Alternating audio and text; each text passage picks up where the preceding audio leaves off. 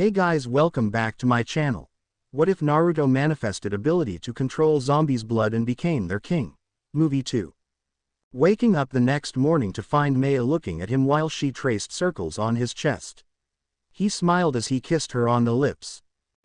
You're so peaceful when you sleep, she said. And you're good to have around, shot back Naruto as he kissed her again. Lying down on his chest, Maya breathed a sigh as she heard the unusual soothing heartbeat of her lover. But sadly the moment had to end when a knock was heard on the door and the Don was seen walking into the room. His arm and stomach covered in bandage. The beating of that singular punch from Naruto sure did a number on him. They reckoned he'd be out of it for a good couple of days. Naruto-san, we need your help, he said as he gazed on the naked duo before him. And that is? Asked Naruto looking at him while Maya closed her eyes and began to nod off. Electricity and water are very limited. With your help, we can push back these issues and bring back the lights. Please, I'm begging you, said the Don. I'll help you, on one condition, said Naruto with a frown on his face. Name it, said the Don. I take Seiko-chan and Saya-chan with me, said Naruto. Very well, they can go with you, said the Don. He was clearly now Naruto's pet. He surely didn't want to get on this man's bad side, if the bandaged areas weren't anything to go by. Naruto simply smiled a toothed grin while he shifted the canines to be slightly sharper. He nodded to the Don while he stroked Maya's back, making the girl shiver as she moaned in pleasure. I'll get it done, said Naruto. Thank you, and I beg you, take care of my daughter, said the Don. Trust me, no harm will come to her while we're out there, said Naruto. The Don slowly walked out the room, while Naruto lay there while he rubbed Maya's back. She looked so peaceful while she slept like that. Naruto could also sleep, but he chose not to as with the whole thing with his mind being plagued by the marker. Plus, he didn't need to sleep. He just liked to act like he was sleeping for the sake of those he loved. After a few minutes he slowly moved out from under Maya, being extra careful not to wake her. Once fully out from under her, he got dressed and made his way to meet the Don. Along the way he met up with Saya, who greeted Naruto with a passionate kiss on the lips. When they made it to the area the Don was at, Seiko was there, with her katana at the ready. Greeting Naruto through a peck on the lips, they got down to business. Turning to the Don, they got the briefing underway. This mission is very simple, started the Don. There are two things that will need to happen. First, the power plant needs to be restarted. I know that you hold the ability to consume a person. There is a man there. His body is now one of those things, but part of his mind still remains. From his memories, you'll learn what to do.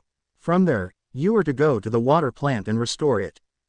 Two things. Power up the power and get the water running. Got it, said Naruto with the two girls nodding. Good luck. And Naruto-san, keep my daughter safe, said the Don with Naruto giving him a nod that he'd keep her safe. Making it out the gates with the guards slamming it shut, the trio set out to get to the power plant. As they walked, Seiko was busy having fun by making the tendrils swirl around her hands. She smiled like a child, but that was when she accidentally pushed in more tendrils than what there should be. Her entire hand morphed to a thin blade. Similar to no ways. She had literally morphed her own hand onto a katana blade. Both Seiko and Saya were completely amazed while Naruto smiled to her. Seiko had unlocked her Yunyu power. It was still immature, but it was still a very nice start. Wow, was all Saya could say as she marveled at Seiko's power. Very good, very very good. I'm impressed that you have awakened your unique power now, said Naruto with a smile. What will mine be? Asked Saya, curious as to what her power was. I don't know. Each unique power varies from one person to the next, replied Naruto. What is yours? Asked Seiko as she returned her hands back to normal. I have a more in-depth connection to the marker than anyone. It gets stronger every time, but it happens at random times. Reason why I have a deeper connection is because I was exposed to the marker at a very early age. I still need to understand these flashbacks I have, said Naruto. Well, let's just keep pushing forward. We need to get the power plant and water plant up and running, said Saya. Agreed, let's go, said Naruto. They took off at incredible speeds that seemed impossible. Saya and Seiko both were surprised that they were able to keep up with Naruto and his overall speeds. But then again, this is what happens when you're turned into this. They arrived at the power plant in record time and found many infected moving about. "What's the plan?" asked Seiko. "Go in, turn the power on and get out," replied Saya.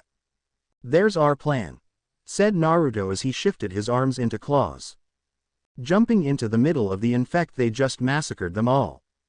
Seiko was really enjoying the way her katana-type blades were just slicing through them with ease.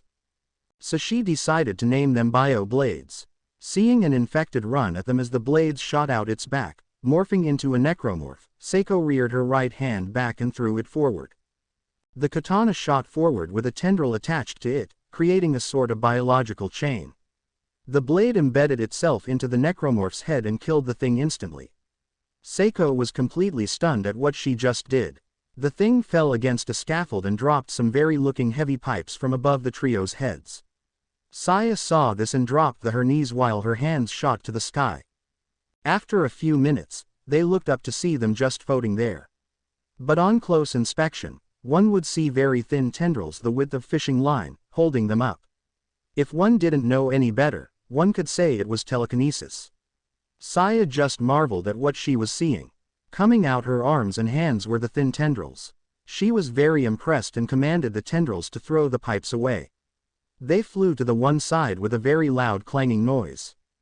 "Damn, now that is a unique power," complimented Naruto as the tendrils returned to her. "Thanks, I'll name them Silent Whip," said Saya. "A very nice name," said Seiko as she smiled to her friend. Walking along, they mowed down any infected making their way to them. Saya's Silent Whip power proved very useful as the infected and necromorph that came to them were slammed against the walls or anywhere else by near invisible tendrils. Saya was serious, having a blast, and so was Seiko. Naruto simply guarded the rear while they slaughtered the front. Finally reaching the control room, they found their target while Naruto stepped through them and slammed his hand, which morphed into the blade. He slammed it into the infected's gut while tendrils shot out from the blade and pierced the infected's flesh. Once he was consumed, Naruto clutched his head as he began to go through the man's memories. "Web of intrigue, sir. Are you sure this will stop them? It will take a considerable amount of time to get things up and running again," said a worker near a control panel. "Yes, now do it," said the man. Altman be praised. Hitting the button, the sounds of steam escaping echoed through the power plant as all the machines were shut down. But that was when they heard a shriek from nowhere. "Here they come, run for it," shouted a worker down at the machine as he ran away, just when a necromorph shot out the steam and killed the man as he devoured him alive. Web of intrigue end. Looking to the window, Naruto walked over to it and saw a corpse laying there, exactly where he was killed by the necromorph. "What did you see?" asked Seiko, clearly not fazed by seeing Naruto consume that infected, which was in a very bloody show. "This just goes deeper and deeper. Apparently the idiot I just ate is part of a cult. Don't know what they're called other than he follows a guy called Altman," replied Naruto. "Never heard of him. Look, let's just get this thing up and running now. This place gives me the creeps," said Saya. "Agreed, let's go," said Seiko. Hitting the button followed by a series of switching circuit breakers up, the power plant was power up with machines rearing back to life. With the plant up and running again, Naruto pressed the button on his earpiece. "Suchiro, the plant is back up and running," said Naruto. "Good work. Our generators just switched off as a result." "Thanks for that," replied the Don over the earpiece. Hanging up, they made their way to the water plant. It wasn't that far away from the power plant, so it didn't take them too long. But as they ran to the water plant, Naruto clutched his head as he had another episode. The marker script swirled in his vision as his vision also began to pulse red. Naruto knew what was coming after. "You will not win. The infection continues to grow. We hungry, we feed. It will never be satisfied. Join us in the feeding. Make us whole," cried the creepy voice in his head. When it ended, Seiko and Saya looked at their boyfriend with a very concerned look on their faces. "Are you okay?" they asked. "Not really. Somehow I get this bad feeling," said Naruto. "Then we must be careful. Whatever that voice says, we need to be vigilant about it. We may be walking into a trap, said Saya with Seiko agreeing. Let's move, said Naruto. Once they made it to the water plant they found it to be deserted. Walking into the plant, they readied their weapons. Seiko's bio blade swirled into existence and Saya's silent whip too came to life while Naruto summoned his blade. Walking in they found something horrific. On the floor were many circles that were made from either chalk or something else. The circles were all made in marker script with a few candles littering the sides. A few people lay dead with their throats slashed. They all had one thing in common though. Inscribed on their foreheads was the marker. This was not looking good. Turning down a corner, Naruto pulled Saya and Seiko into cover. Looking over, they saw 4 people standing there while a man stood in the middle. He stood with his hands behind his back in a very large circle as the 4 people stood at 4 points of the circle. Are you sure this will bring unity to us? Asked the man. It will. Altman be praised. Do it for unitology, said one of the guys outside the circle. For unitology, said the man as he pulled out a knife and sliced his throat. Who the hell is unitology? Whispered Seiko. No idea, but this poses a threat equal to that of Ikairu, whispered Saya back. Agreed. Let's just get this PLNAT up and running and get out of here, whispered Naruto. Just as they were about to go, they were spotted by one of the unitologists. Groaning at their lack of stealth, they charged forward and slaughtered them all. Bullets hit Seiko and Saya while they just sprinted at them, finding that they weren't in pain as their bodies spat the bullets out.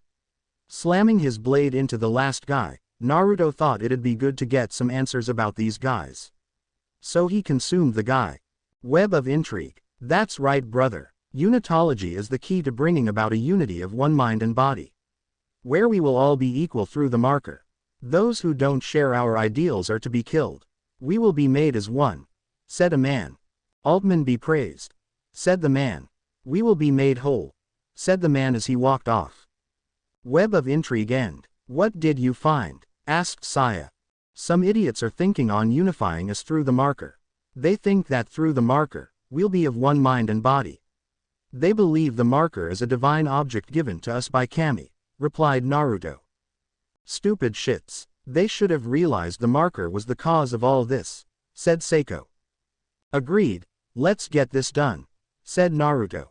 Activating the water plant, they made their way back to the Don's home where they gave the man their debrief on the matter.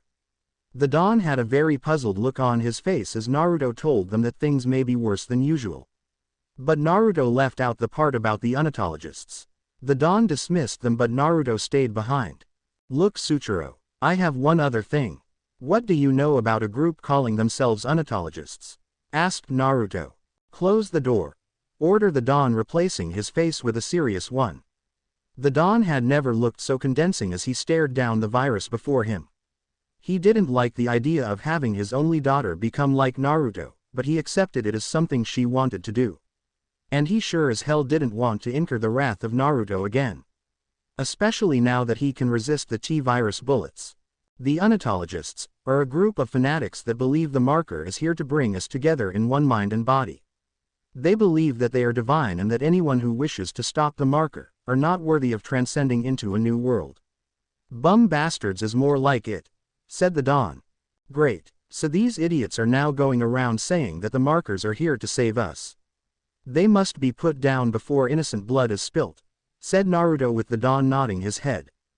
That we can agree on. For now, focus on your tasks at hand, said the Don with Naruto walking out the office.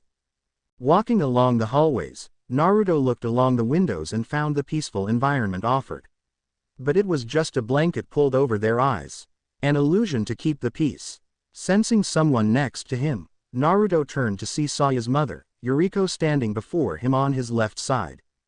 Naruto-kun, can you walk with me? She asked. Of course, said Naruto as he was led by her to be outside the mansion. Through everything you have been through, one may think that you hold the very means of being a leader. But please, be honest with me here. What is really going on in that head of yours?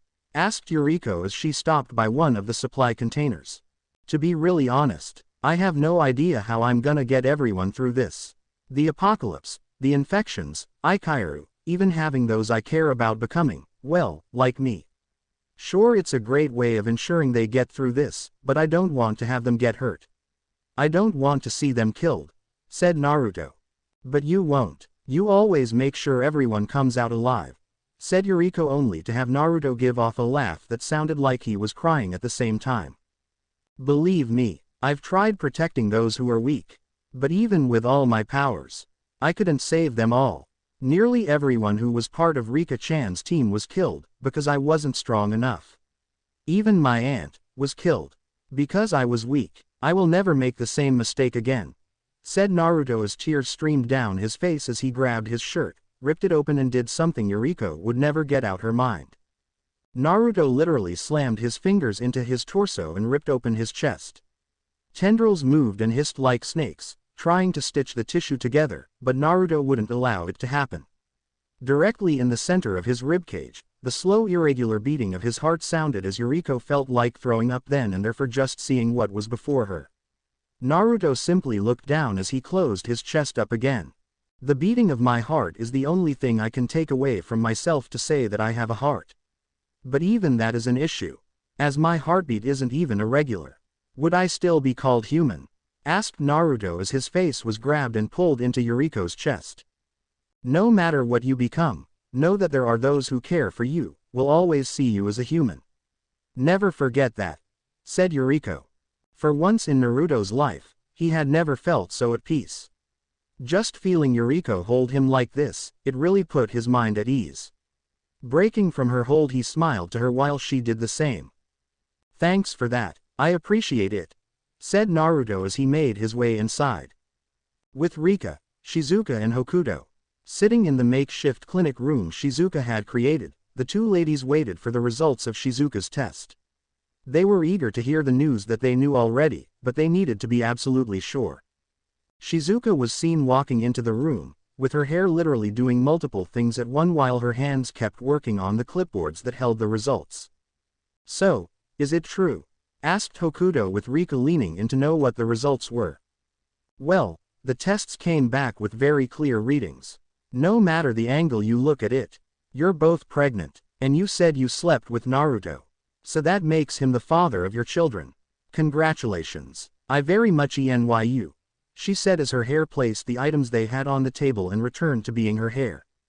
So it is true. We're going to be Naruto's children's mothers then, said Rika. That's correct. You're going to be parents, said Shizuka as she smiled to them as she crossed her arms. Thank you, said Hokuto and Rika and made their way to find Naruto. Walking along the twisting hallways, they came to a stop at Naruto's room and knocked. Hearing his voice on the other side, they walked in, to find Naruto once again snuggled into Meia's body, but this time on the other side of him, Seiko laid.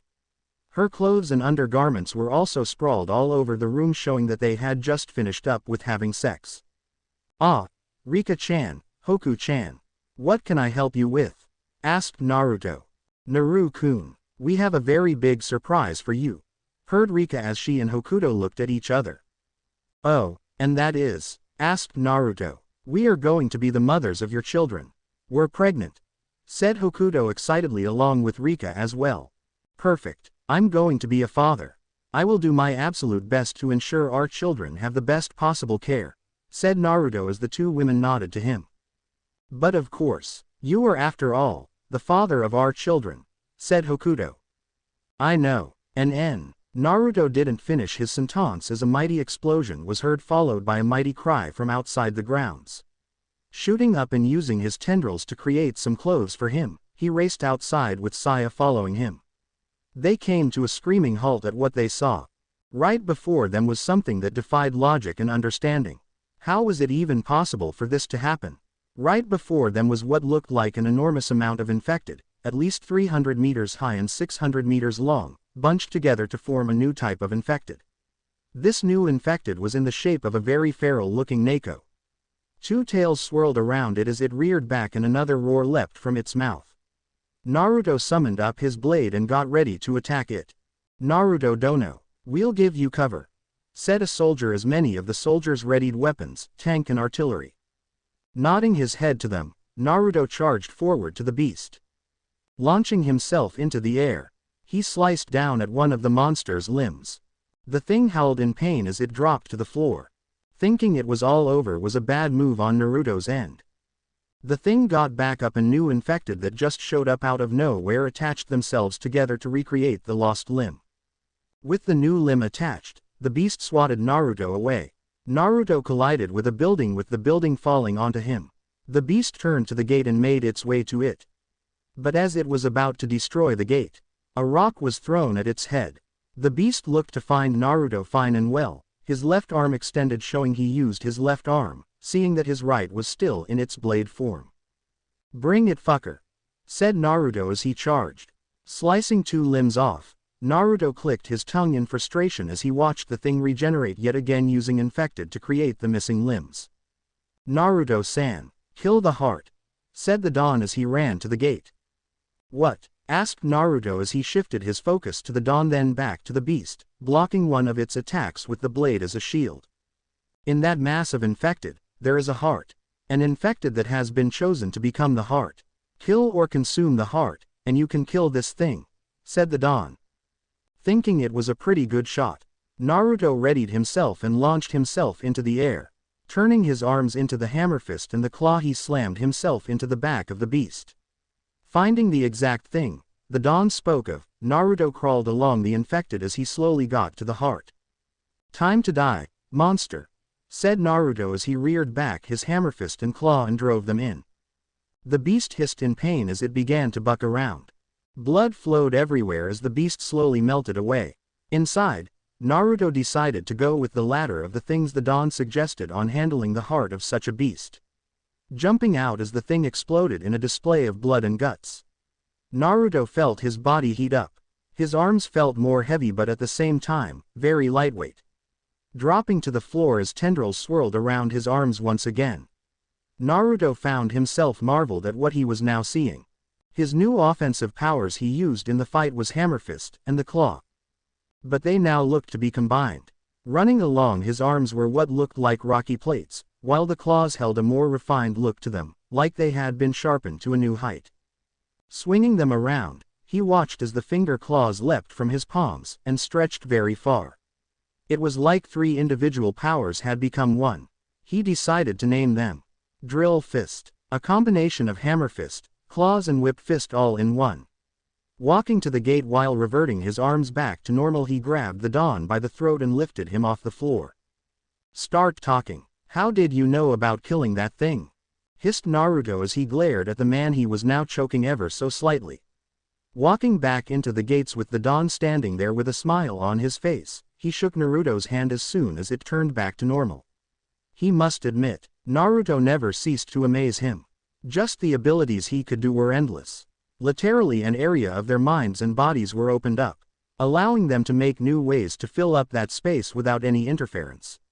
Their own ways of making themselves better. Thanking the boy as Naruto went to rest, he sat back in his chair and took out a small silver box. Placing his thumb on the one side of it, a screen popped out of it and on it read as follows. Infection rate, 45%. Sighing at how this would ruin everything, he knew there was only one way. Become like Naruto, but he wanted to also be able to die peacefully without the killing of people again. He wanted to be remembered as a hero, not a tyrant. Whenever he walked down the streets, people would give him a wide berth. Never make eye contact and always keep their distance. He wanted to be remembered as a good guy, not the bad guy. Naruto walked along the halls of the mansion. Apparently, Rika and Hokuto had something they wanted to discuss, and it sounded pretty serious. Opening the door to his room, he found them sitting on the bed. Closing the door and sitting in the middle of them, Naruto gave them each a hug.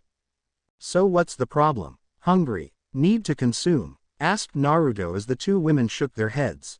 "No, in fact, we have something that you need to hear. Something that you should hear fully," said Rika as Hokuto leaned her head on Naruto's shoulder. "Okay, and what's the issue?" asked Naruto. "Well, we didn't think it were possible, but then we remembered that you mentioned that parts of our bodies will remain active even after turning." "Well, there is a very big development," said Hokuto. "And that is?" asked Naruto. The two women did nothing but pull out the tests they had and hand them to Naruto. His eyes widened and his voice caught in his throat. On the two screens were plus signs, which only meant one thing. They were pregnant, and the way they looked at him, he simply put two and two together. It was his children they were carrying. So this means that I'm, trailed Naruto as they both nodded their heads. Yes, said Rika, you're going to be a father. That's wonderful news. I'm going to be a parent. And you're going to be mothers. Such wonderful news, said Naruto as he pulled them both into a hug. So you're not mad? Asked Hokuto looking into his eyes. No, of course not. In fact, I'm very much happy. I mean, sure the child will have the powers of the Blacklight, but they will be our children. I'm so happy. I'd love to have children with you, said Naruto as both of them pushed him onto the bed and cried tears of joy into his chest. Naruto smiled as he rubbed their backs. He never really knew what it was like to be a parent, but he'd be damn sure to make it worthwhile. He wanted to spoil his children rotten. He wanted to ensure they'd be happy and live life at the fullest. With them getting off him, he walked out the room and bumped into Saya. Looking at her as she leaned into his chest, he wrapped an arm around her waist and placed a kiss on her head. She moaned as she embraced him. Naru-kun, I heard, you're going to be a father, said Saya. As everything is going, yes, replied Naruto. Well, I'd like a family with you. My own family. Sure, it means my children will be half-siblings, I don't care, said Saya. Then I'd gladly have one with you, said Naruto as he gave her a peck on the lips and walked off. Shaking her head at how much her father needed Naruto, she made her way to find Seiko and Maya to do girl things. After all, they were to go and gather supplies from the outlying areas. Simply things, food, water, gas. Opening the doors to the Don's office, Naruto looked on as the Don reviewed the notes gathered by Maya on the marker. He had to admit, it was nothing concrete, but surprisingly a very developed olive branch considering how far this goes back. What is it this time? Asked Naruto as he stopped at the desk. Yes, based off the notes Maya-san gathered on the marker. This goes back to even the Aztec era, stated the Don as Naruto's eyebrow arched. Do explain, said Naruto. The Aztecs believed the same thing as the Unitologists. That the markers were a gift from their gods. But that was when they witnessed what it bred. The killing, the cannibalistic acts done. It was sick actually. What was happening was that the ones who were worshipping the bloody thing would kill their own families and feast on their flesh. Many rebelled and soon they used an ancient magic to seal it away. But as you can see, we were dumb enough to open that seal, said the Don. Why do you know this? Why wasn't it released to the public? Asked Naruto with a scold. We felt that everyone wasn't ready to handle this information. I was one of the people who swore to keep this hidden. But now that all this shit has happened, we need to stop this crisis. And I just so happen to know where this place is. A few of the writing on how to stop this type of thing with the marker is written on those tablets. But those can only be found on the outskirts of the city, said the Don. I'll get them. We're taking back our world, said Naruto. Well said. You'll be leaving in 5 minutes. We'll take you there via chopper. But we can't bring you back. Gas and other supplies are running low, said the Don. I understand, said Naruto as he walked out the office. Stepping outside, Naruto looked at his hands as he began to change them into the hammer fist, but what came out was drill fist. He felt new power surge through his body as he felt his limbs more lightweight and more stronger. A little while the chopper hovered above the house, and Naruto jumped in, just as Seiko, Maya and Kyoko came out. Good luck Naru-kun, they screamed. Thanks, shouted back Naruto as the chopper flew away. Moving at a speed Naruto could match, they flew over buildings as they moved to their destination. Whatever was written on those stone tablets would help him understand what these glyphs were all about. And hopefully give him some answers about his own problems. The chopper dropped its speed and begun its descent. Naruto made his way to the door and leaned out of it. Good luck, sir. Sorry for not being able to bring you back, said the pilot. It's fine. Get back to base, said Naruto as he jumped. Landing and looking up to the chopper as it flew away, he began to walk to the building before him. It looked to be that of a research facility. but was too run down to be anything he had ever seen before. "Alright, I'm in," said Naruto over the earpiece. "Copy that. Your destination is not in the building. It's under," said Saya over the comms. "Copy. We'll talk when I'm inside," said Naruto as he disconnected and walked into the building while bringing up his claws. The place was silent, maybe too much for Naruto's liking. Bringing out a flashlight, he made his way to the door on the inside and pulled it open, coming to the sight of a man hanging there with his intestines wrapped around his neck. "Oh fuck, Saya, they're here," said Naruto as he pushed the body aside and continued forward. "Yeah, no kidding. Getting a lot of heat signatures all around the area. Kami, I think you're in another nest, Naru-kun," said Saya. "Wonderful," said Naruto as he trudged forward. Making his way down the stairway, he came face to face with what looked like cocoons. But the heads were left exposed as they looked to be in a state of sleeping. Even the shallow breathing was heard. Walking over to the one of them, he placed a claw on the skin-like cocoon. But that was when the face opened its eyes and looked at Naruto. "That's fucking creepy," said Naruto as he moved slowly to the right of the cocoon, the eyes staying fixed on him. "Stop looking at me," growled Naruto as he reared back his claw. The thing let out an ear-piercing scream as Naruto covered his ears. The noise was deafening as the cocoon kept screaming in a high-pitched tone. Having enough of this screaming, Naruto swung his claw and severed the cocoon in half. Having the thing now silenced, Naruto walked away as he changed his one arm to normal and dug into his ear. "Damn, that thing was loud," said Naruto as he soon heard the distant cries of the infected being alerted to the noise. "Aw fuck," said Naruto as he slowly turned around just in time to slice a necromorph in half.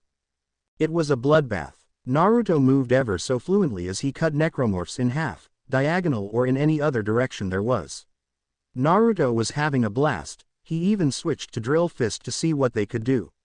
As it turned out, the way the fingers extended, it could also snag enemies and destroy them. This was a very big bonus as he carved a path between him and his prize. Finally making it to the place he needed to be, he grabbed the tablet and left. But when he got to the surface, he tried radioing that he was now en route. What he got back was something that made him move at the speed of sound.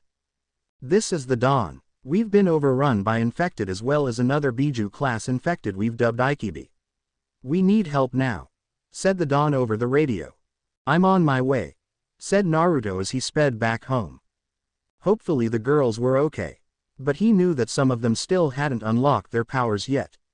And Seiko, Rika, Hokuto and Saya couldn't hold their offensive powers indefinitely yet. Bounding at speeds, he made it to the mansion and found it to be destroyed.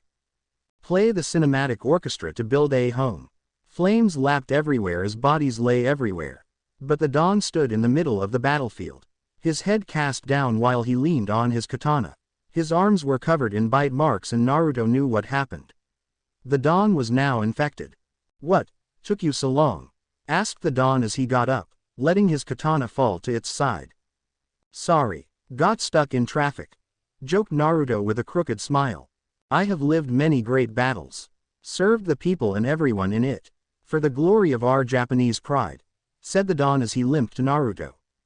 "I knew I could endure anything. Not even my own death. I was never afraid. Desiring glory is one thing. But taking it is another," said Naruto with the Dawn chuckling. "Touché, kid. But I'm afraid my time is up," stated the Dawn as he coughed up some blood. "There is a way for me to save you," said Naruto only to have the Dawn shake his head. "I will not become like you," he said. "I am a true Japanese man. I will always remain true to my ways and ties. I sent my wife and everyone else that came with you away. They are safe now," said the Dawn. "If that is your wish, then I can help you honor that dying spirit of yours," said Naruto as he walked past the Dawn and grabbed his katana. "I will help you blow away the sins of the past," said Naruto holding the katana out for the Dawn. "I understand what must be done. And I am at peace," said the Dawn as he walked to the side but stopped and looked to Naruto. "Promise me you'll devour my biomass so that I will not fight you. Will you be my Kaishakunin? It is my honor," said Naruto as his right arm morphed into the blade. The Don dropped to his knees while Naruto stood above him and reared the blade back, ready to end it. A lone tear dropped from Naruto's face as he never thought he'd have to do something like this. The Don positioned the blade and plunged it into his gut, pushing it to the side. He soon felt the biological steel of Naruto's blade slice his skin. At the last second, he smiled just as his head rolled off his shoulders. The Don was dead. Tendrils shot out of Naruto's back and devoured the body whole. Nothing was left. Deciding to honor the Don more, he didn't want to have the Don be one of those things. End song. Hello, Naru-kun. Come in. Came a voice over his earpiece. That you, Saya-chan? Asked Naruto, picking up while drying the tears and steeling himself again. Yeah, where are you? Asked Saya. Naruto was about to state that he was at the Don's home, but then there'd be the answer he'd have to make regarding the Don's death, by his hand above everything. Just got the tablet. Getting back to base. Said Naruto with a lie. Don't. Home is overrun. Father is there right now and will be joining us soon. Come to the police station. We've set up shop there. Said Saya. Copy that. Said Naruto as he hung up and grabbed the tablet as he ran to the police station. He knew that there will be a time where Saya would ask where her father was. He wanted to tell her so badly, but he didn't know how to without breaking Saya's heart in the process. But should or shouldn't he tell her? It will end badly, especially with Yuriko. What to do? Moving at high speeds, Naruto landed at the police station his friends and girlfriends used. Coming out were Kota and Takashi with a very immature form of the claws activated. The tendrils surrounding their arms were not fully developed and the finger blades looked slightly dulled, but they looked to still be able to do damage. Oh, Naruto-san, it's you. Said Takashi as their limbs returned to normal. Of course it's me. Who else would it be? Asked Naruto. This is one big fucking mess. We've got reports of yet another Biju class infected and now even more necromorph than before, said Kota as they pushed the doors open. I know. That's why I have this. Said Naruto holding up the tablet. Is that what I think it is? Stated Maya walking into the room marveling at the tablet. It sure is. Another piece to the puzzle on how to get us out of this mess, said Naruto with a smile. Naru-chan, screamed a very happy Hokuto as she tackled Naruto to the ground. Smiling while he hugged her back, Naruto gave her a kiss to which she gladly returned. Climbing off him and getting to their feet, Naruto placed the tablet on the table in one of the rooms and began his assessment on it. Like looking over it to see if it would trigger anything based on a glyph episode which he had been having slightly more of nowadays. Looking over the item, he growled while slamming his hand onto the table, making a dent. This of course alerted Siko and Saya, making them run into the room to find a seriously dented table and Naruto seething with rage. What's wrong? Asked Saya. This fucking thing. I can't seem to trigger an episode. Why won't it work? Snapped Naruto. Just relax. Maybe we need to see something regarding the notes from Genentech and then compare it to the tablet, suggested Seiko. That may work, said Naruto, now calming down. Leave us to it. Get some rest, said Saya, placing her hand on Naruto's shoulder. Thank you, said Naruto as he gave her and Seiko a kiss before walking out. Walking along the halls of the station, Naruto bumped into Yuriko, who smiled to Naruto while Naruto sported a very crooked smile to her. Yuriko caught this and was instantly swarming him. What's wrong? She started with the interrogation. Nothing, lied Naruto. Why do you seem unhappy? She pressured on him. Just wondering if we can survive this mess, replied Naruto. Do you know anything regarding my husband? Asked Yuriko. Naruto was about to answer that one, but stopped himself before he could answer. He was hoping this would never come up, and yet it did. Nope, nothing. I was about to head there when I received the call from Saya-chan, lied Naruto. Well, I sure hope he comes home soon, said Yuriko. I hope so too, said Naruto as he left in a hurry. Reaching a vacant room, he closed the door and walked over to the mirror. Pulling up his shirt to reveal the bullet holes where the Don shot him, he traced the one while a lone tear dropped from his face. Don, you fought bravely. I'll ensure you'll be remembered as a hero, said Naruto, pulling his shirt down. En Naru-kun, came a voice at the door. Turning around, Naruto came to see Kyoko standing there. She looked to be in a state of worry, and the way her eyes darted all over the place, she seemed to be extremely worried. "What's wrong?" asked Naruto as he soon found himself tackled to the cot in the room, Kyoko lying on top of him. His face racked with confusion as he watched his former teacher slowly undressing herself. What are you doing?" asked Naruto as Kyoko placed her index finger on his lips. "Shish, don't think about it," she whispered sultry as she licked his ear and took his hand, placing it on her breast. She soon began to grind herself on his groin, making moans as she began to get exceeding wet as she moaned in sheer bliss. But that was when Naruto grabbed her arms, stopping her to what she was going. She looked into Naruto's eyes and found sadness in them, much like her own. "I want to be with you, yes. But not like this. I want to earn your love," said Naruto, making Kyoko shed tears of joy. Reason why she was crying was because Naruto just proved to her that she wasn't just an object, a prize to be won. She was actually worth the time to be earned, to be appreciated, so she just collapsed into his arms, moaning as she felt his hands wrap around her waist. "Can I sleep here with you?" she asked. "Sure," said Naruto, closing their eyes as they slowly fell asleep. Naruto fell under a very blissful dream. But what happened next would have him exiled for what he did. For what people didn't know was that Rei, who had a very powerful evolved power. See, her power was where she could enter a person's mind and see their thoughts, be it theirs or someone else's. She so desperately wanted to use it. She knew if she did it to her boyfriend, Takashi, she would see things she already knew. So she decided to use it on a more different target. One who gave her this awesome power. Her forebearer, Naruto. She was aiming to try and help him unlock more as to why he could only remember so much from his past. And why his episodes where the glyphs were getting more extreme. Walking out her room, she tiptoed down the passage, looking to find Kota doing a very good job along with his now lover keeping watch. Another thing awesome about the ability she named Soul Searching was that she could temporarily house the memory inside her own mind. Reaching the door, she ever so carefully opened the door to find Naruto sleeping with his arms around Kyoko, who too was sleeping soundly. Walking over to Naruto's side of the cot, she slowly reached out and touched his head. She instantly saw it all. The Don's death, by Naruto's hand. She watched as the Don stabbed himself with his own katana, followed by Naruto slicing his head off and then devouring his body. Nothing was left, but that was when she felt a hand grab her wrist. She was snapped out of her thoughts as she looked to find Naruto glaring at her with a very worried look on his face. "What have you done?" asked Naruto as a tear slid down his cheek. "What have you done?" said Rei as she freed her hand. Naruto sighed as he shot out of bed to try and stop her. The secret of Naruto being the one who killed Yuriko's wife was going to be out there, and there would be many of which that demanded answers.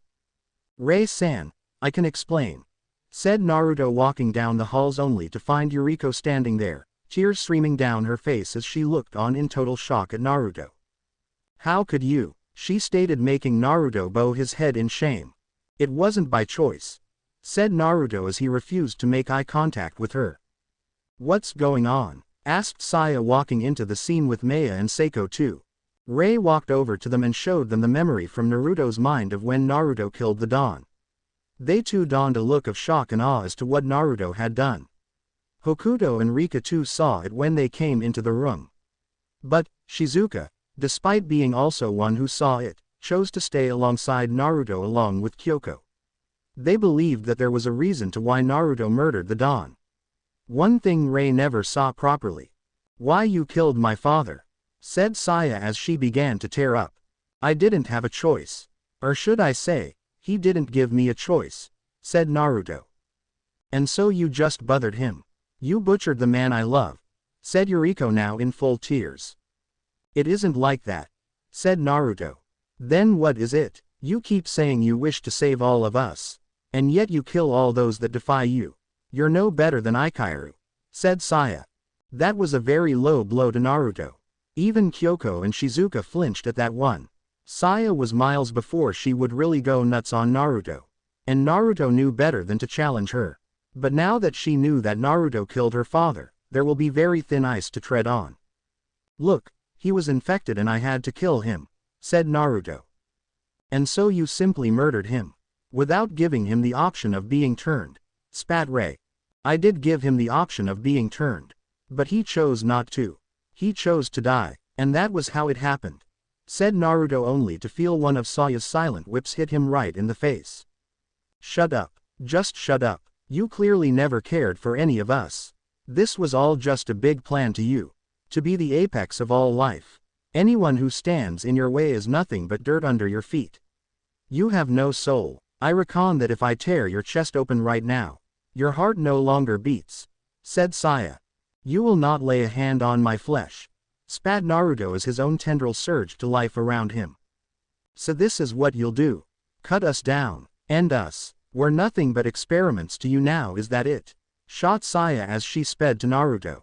That last one really made Naruto stop movement altogether as Saya punctured his abdomen with one of her silent whips and slammed him against the wall, her nails digging into his chest. Naruto simply looked on. He hadn't done the whole opening of his chest thing in a short while. He knew, or probably knew, that his heart was still beating. Oh, how wrong he was when his chest was mercilessly ripped open and behold, his heart was lifeless. No form of heartbeat or anything. It was completely dead. No trace of anything in it. So you really are dead. You're no longer Naruto then, said Seiko as a tear flowed down her face as Saya let go, allowing his chest to restitch itself. Seiko-chan, said Naruto as he slowly approached her, but she backed away in fear. Seeing what was going on, Naruto hung his head and turned around to leave, only to feel two hands, one on each of his shoulders. Don't leave, Naru-chan, said Shizuka. I'm sorry, but as you can see, I'm not needed here anymore, said Naruto as a tear dropped from his face. But there must be another way, said Kyoko. Even if there was, they won't see it. I think it is time for me to go now. I've done more harm than good. I've turned you all into monsters, where I no longer feel anything, now that my heart has stopped, said Naruto as he brushed the hands off him and jumped out the window and bounded off, even going so far as destroying the microchip Saya gave him. The earpiece he left on the table in his room. Kyoko turned around while rage seethed off her. She couldn't believe what just happened. Everything Naruto had ever done was to ensure their ultimate survival, and now that he was gone, they would be in complete disarray. Happy now, she snapped venomously as she stomped off. She made her way to go and pack her thing to track Naruto. Hopefully there was still enough time to catch him. Everyone returned to what they were doing. Rei just stood there, clearly baffled as to what had just happened. All she ever wanted to do was to let Yuriko know as to what happened to her husband. She didn't expect the outcome to get so violent. And now they had lost the only person who had stayed strong throughout this entire ordeal. Walking into the room Kyoko was in, she found her teacher busy packing her stuff away into a backpack. Kyoko stopped what she was doing and glared bloody daggers at Rei. What were you hoping to gain out of that? A sense of heroism, a sense of justice, asked Kyoko in a very evil tone. I just wanted them to know as to what happened to the Dawn. That's all, said Rei, only to get a slap through the face from Kyoko. Well, look what you just did. Naru-kun is gone and everyone in this building hates his guts. All because you had to search his very soul, and you just so happened to stumble on the memory of him killing the Dawn, said Kyoko, trying to retain her composure. I didn't think it would get this far, said Rei. You clearly don't understand it, do you? Naru-kun was most likely going to tell them about the fact that the Dawn was killed by him, and that it was something he wasn't planning at all. But now that they know, they have twisted the story to something that paints Naru-kun in a bad light. Congrats. Fucking congrats, said Kyoko as she slung the bag onto her back and bounded off to find Naruto. But when she got to the top of the building, she activated her thermal vision to try and track Naruto's last heat signature. But sadly, there was nothing. Even with her using her heightened depth perception, she still found nothing. It was like he was gone. Rei landed next to her on the roof. She was about to help with looking for Naruto when Kyoko walked down the fire escape. Don't bother. He's long gone, said Kyoko as she walked down with a very nasty scold on her face. Hokuto was moving around the police station, a confused look plastered all over her face as she tried to understand why Naruto did it. Why he killed the Dawn like that. She wanted to believe Naruto that he did it to give the Dawn what he wished for. But the way the memory played out before her, it was all too serious to look away from. As she moved around, she felt her baby inside her give a small kick. Her mind went instantly into a frenzy of happiness as she placed her hands on her stomach. Running up the stairs, she ran into the room Naruto used to be in. Naru-kun, the baby, Hiki. She trailed as she found no one inside apart from Kyoko sleeping on the bed with at least 4 boxes worth of tissues and very puffy eyes. By the looks of it, Kyoko had cried herself to sleep. Realizing it that they chased Naruto out because of what he did, she hung her head in shame. Naruto was always with them. He always gave them a choice on becoming evolved, on gaining the power to survive this nightmare. He always stayed strong when they themselves were breaking at the seams. She could only guess as to where he was. With Naruto, Naruto kept moving straight. He didn't care what was in front of him or what was behind him. He just kept moving forward. He knew that he left the 3 women who hold his children behind, but they too ousted him. Do you have any idea how that feels? To be betrayed by those you tried to protect. To be alienated because of what you did. Landing close to the water's edge by the beach, Naruto came to a skidding halt. Spotting an island on the far side, he took a few steps back and launched himself forward. Sailing over so much water in so little time, he landed on the island, but also crashing through a few trees and plowing straight through a solid rock. Getting up, he looked at the boulder he smashed through as brushed himself off with a scold on his face. I used to feel things like that, but now I can't, said Naruto as he huffed while walking away. But stopped when he turned around and found a small boy standing there. A basket in his hands as he stared on at Naruto. Naruto too followed his gaze and looked down to see the entire right side of his right forearm skin was hanging on by a strand of flesh, but his healing factor activated and was already stitching the wound to be closed. Naruto looked to the boy when the stitching was finished. The boy now sported a face of horror. Hi, said Naruto, only to have the boy throw the basket into the air and run away. Demon, monster, screamed the boy. Hey, I'm not a demon, or a monster, said Naruto as he chased the boy. Naruto chased the boy into a small village not far away from where he crash landed. People seemed to be enjoying themselves as they did daily routines like cooking, cleaning, hunting and gathering. The boy ran right into the arms of his father, who was in the largest of the grass-like huts. Naruto knew that this was the hut of the chief or leader of this little band. Chu-san, Chu-san, cried the boy as he sat in his father's lap. What is it, Sochi? Asked the man. That man, he's a demon. I saw him crash through some trees and through a rock. He has no scratches on him. And I saw his arm do this tentacle thing, said the boy, only to have the man laugh. Go find your mother. She may need help with a few things, said the man. The boy jumped off his father's lap and made his way to find his mother, leaving Naruto and the man before him. So, you must be the one who has been fighting against the marker and Aikairu, said the man. How did you? Asked Naruto, clearly impressed with what he said. We may be on an island, but we do have means of knowing out there, said the man, revealing a radio. My name is Naruto, and I am one of those things, said Naruto as he morphed his arms to his claws. My name is Jokuro. I am the leader here. Why have you come here? Asked Jokuro. I was ousted from my group. I turned them to be able to fight better. I made them evolved. But one of my friends stumbled on the memory of me killing the Dawn. I was blamed for his death and they kicked me out, said Naruto. There must have been a reason for why you killed him, said Jokuro. There was. He was infected and I offered to turn him. But he refused to be turned. He wanted to die, so I killed him to honor his wish, said Naruto. And why are you here then? Asked Jokuro, leaning forward. I'm here to know more of why I am remembering what happened to me before I died. Why I'm getting these flashbacks of my past when while I was alive I had nothing like those, said Naruto. We have a way.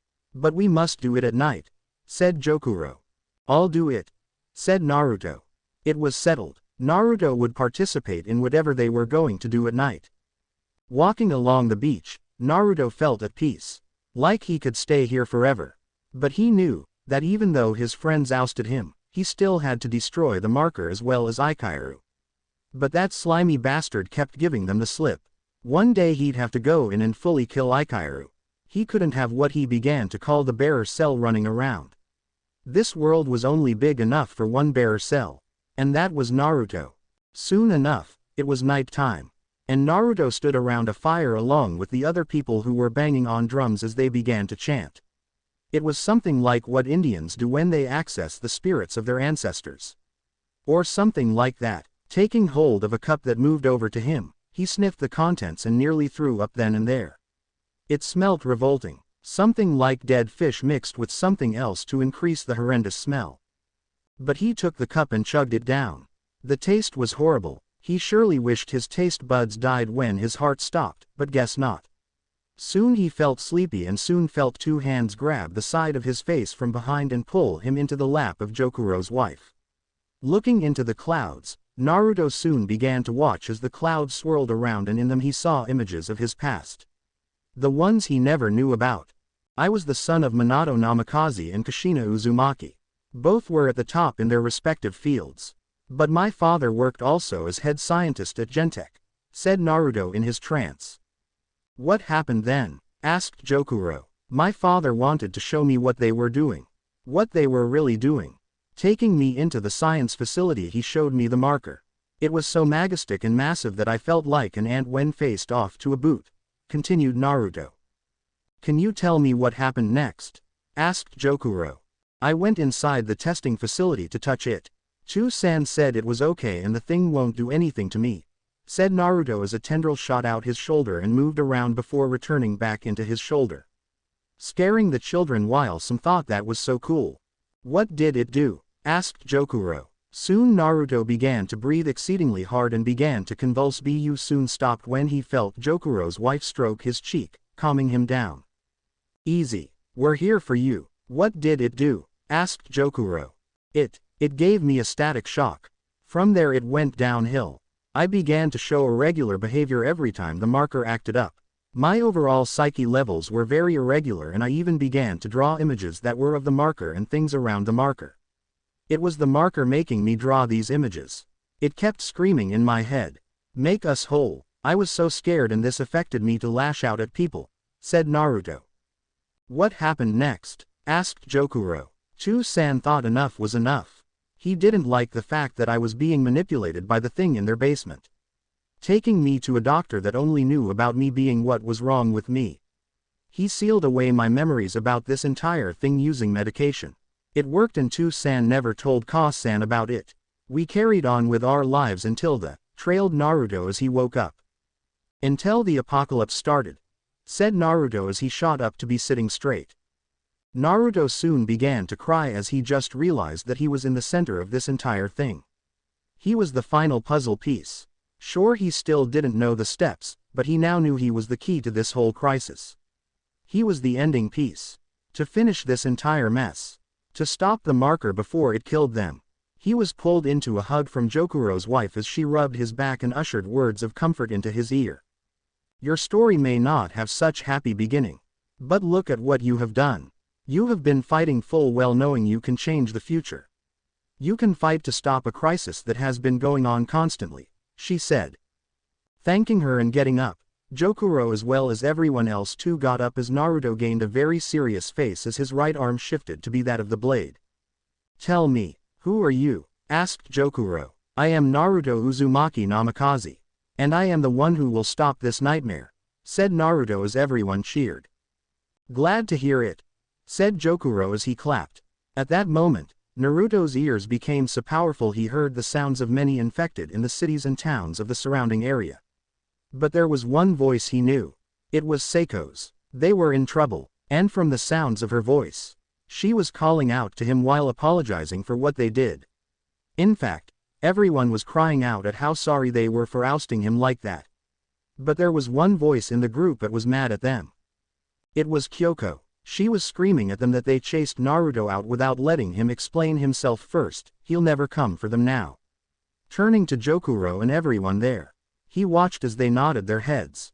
He shot into the sky as fast as he could, using his viral sonar to track them down. But what he failed to notice was the people that helped him were not what they were. Jokuro shifted his image to be Aikairu and the others returned to their regular appearance and smiled evilly at the retreating form of Naruto as he sailed to the city. Stupid fool, I knew you were coming here. Just had to wait for our chance. You just so happened to stumble on our little outpost here. Simply disguising ourselves, we were able to trick even you. Is the tracker working? Asked Aikairu turning to a man who pulled out a tablet. A red dot that pulsed appeared on the screen as it showed Naruto was now in the city. It is, sir, said the man showing Aikairu the screen. Excellent. He'll lead us to the marker, where I will become a god from consuming it. Thank you for making this so easy. Stupid child, said Aikairu as he cackled an evil laugh as Naruto sped to his friends and girlfriends. Naruto pushed his body its absolute limits. He knew that his friends and girlfriends were not yet ready to go into fights, seeing that some of them still couldn't use their powers yet. Building to a building and shooting up it as fast as he could, he scouted out ahead as he began to fall. But his body responded on its own and created what looked to be wings made of tendrils. Using these new wings he flew over to his friends as quickly as he could. With everyone else, Seiko was doing everything she could to defend the hordes that kept on them. She had to give them credit at persisting. But come on, just give them a break, right? Swinging her katana around, which she got from the dawn, she skewered a few zombies as a howl was soon heard. Looking over to the horizon, they spotted a Biju CLSS infected. It was the same one that killed the dawn. Seiko bit her lip in frustration. Everyone, move, she shouted. Saya helped her mother along, who had just ran out of bullets. And now she was using a Bowie knife. But with such little reach on the thing, she had nothing left but to pray in the Humvee. Alice was doing her best at keeping Kota's weapons not running dry. But she only found 2 mags left. Kota's unique power was the ability to heighten his eyesight to an unparalleled degree, even dwarfing Naruto's senses when he heightened his. He named it Eagle's Eye. But he used it all up and was exhausted to power it up again. The Humvee soon came to a stop as they found a nice chunk of building in their way. Everyone turned to the building and then to the horde as well as the approaching Biju class.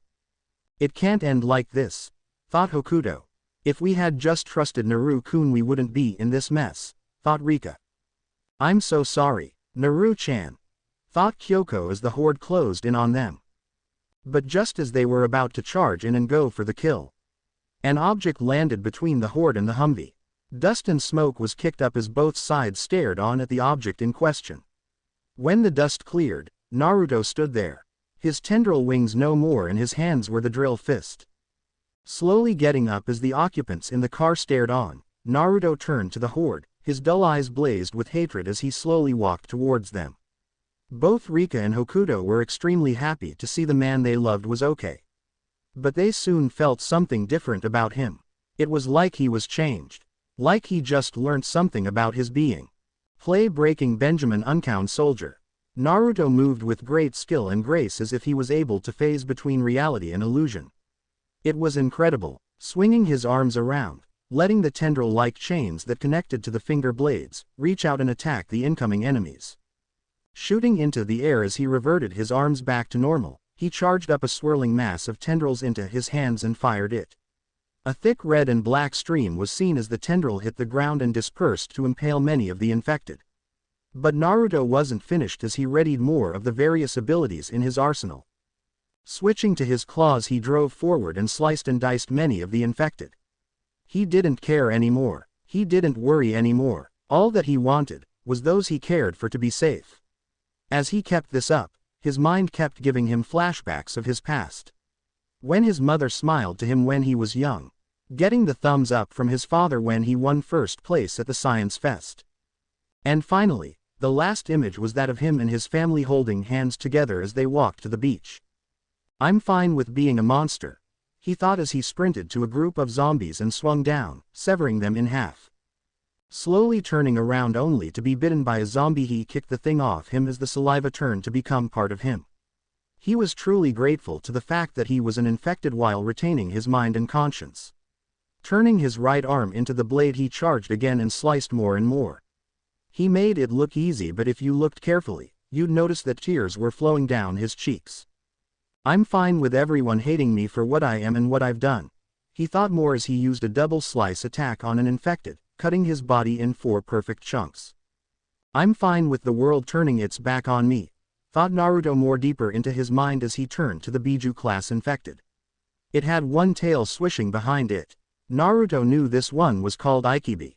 Charging forth with his blade at the ready, he swung down and around, severing the limbs off the beast. Watching as the Ikibi howled in pain, Naruto began his climb up the body of the monster. Driving the blade ever more deeper than last time, the Ikibi howled in pain as it bucked and kicked, desperate to get the intruder off him. But Naruto ensured he had an iron grip on it. Reaching the nape of the neck, he sliced it open and entered the beast. Finding the heart, he froze up at who was the heart. It was his best friend since primary middle school, Gaara. He had 2 other siblings, both older. Temari was Shikamaru's girlfriend. Speaking of her, he hadn't heard from them in a while. He had to know if they were okay. Kankuro was a high-ranking official in the Navy. He should be at commander now. He left the home when he was only 17. It had been a large amount of years since the last time Naruto saw him.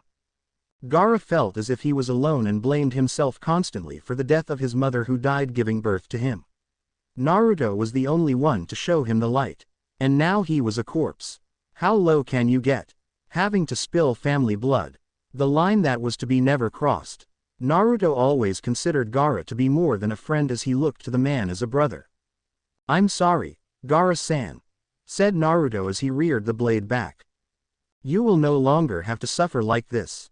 I will make sure of it, said Naruto as he swung it, ending Gaara's suffering and crossing the forbidden line of spilling friendly blood. Naruto teared up and broke down as he watched Gaara, in his dying breaths, smile to Naruto as he placed a hand on his shoulder. Thank you, Naruto-san, said Gaara as he was soon consumed by Naruto, forever becoming part of him. End song. The Ikibi stopped moving as the entire structure collapsed on itself. Naruto stood there as his right arm began to morph into something more stronger than the blade. What took shape was something incredible. The blade looked more refined than last time, but running up Naruto's arm was what looked to be small daggers made from biomass which was turned to steel. Naruto reared his arm back and swung it. The daggers were fired everywhere, including the large one. Suddenly the usage of the new ability clicked in his mind. Clicking his tongue, the blade and daggers exploded with tendrils shooting everywhere. The new upgrade he just received was that of exploding projectiles. He would name it Gaara's Bane, in honor of his lost friend. Seiko was the first to jump off the Humvee along with Saya. Both had faces of guilt as they hung their heads in absolute shame. Walking over to Naruto, they stood there as he turned his head as the tears stopped. They had to get it off their chests. Naruto-kun, started Seiko. What we did to you was unfair, and we're sorry for it, said Saya as Hokuto joined them along with the others. But why did you kick me out like that? Asked Naruto, crossing his arms as well as reverting them back to normal.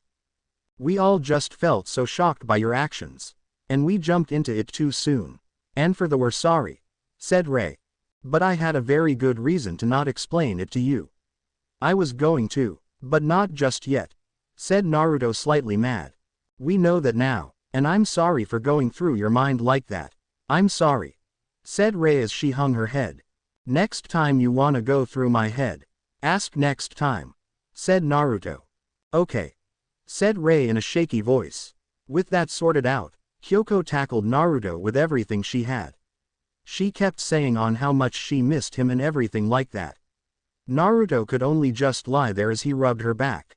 Kyoko was really in love with Naruto and she didn't give 2 shits on what people said about her.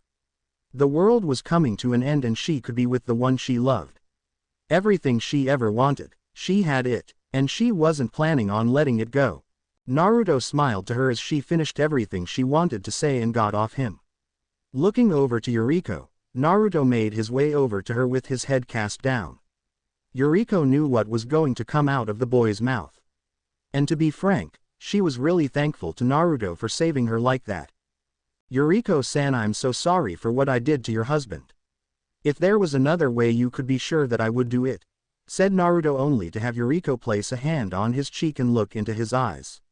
But Naruto could see something else in them and he didn't know what. He could be imagining things. There is no need to apologize. I forgave you when you saved us from that monster, said Yuriko as she brought Naruto into a hug.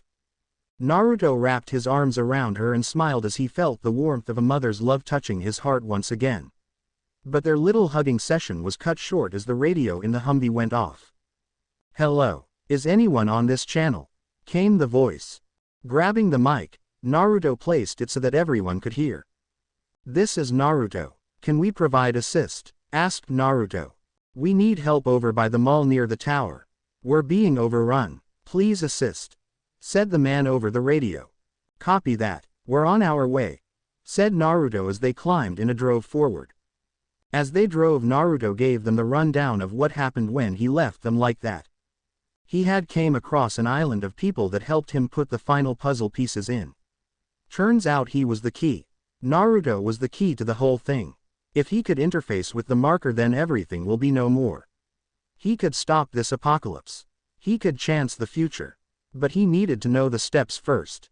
And Maya along with Shizuka and Kyoko were more than willing to help out. For a small fee, of course. Finally reaching their destination, they jumped out and found many infected trying to break into the mall, which was very well barricaded. He spotted a few snipers on top the roof while their support gunners were all wiped out. Naruto and everyone else charged in, creating a path to get to the mall. Naruto and everyone defended the place while they shoved Yuriko and Alice into the mall to be protected. After a full 10 minutes, the infected were finally killed. The doors slowly opened and the leader walked out. He was very good-natured businessman and he also had his wife and child out with him. Thank you. My name is James. This is my wife Rosette and our daughter Aki, said the man holding out his hand. Name's Naruto. And these are my friends, said Naruto as he heard a cough from Maya, a little annoyed at what he just said. Sorry, they're my friends and girlfriends, said Naruto. I'm not even going to judge. Right now we've got bigger issues to deal with, said James as he led them inside into a place they were using as their comms. The Navy Fleet Echo is off our coast looking for survivors.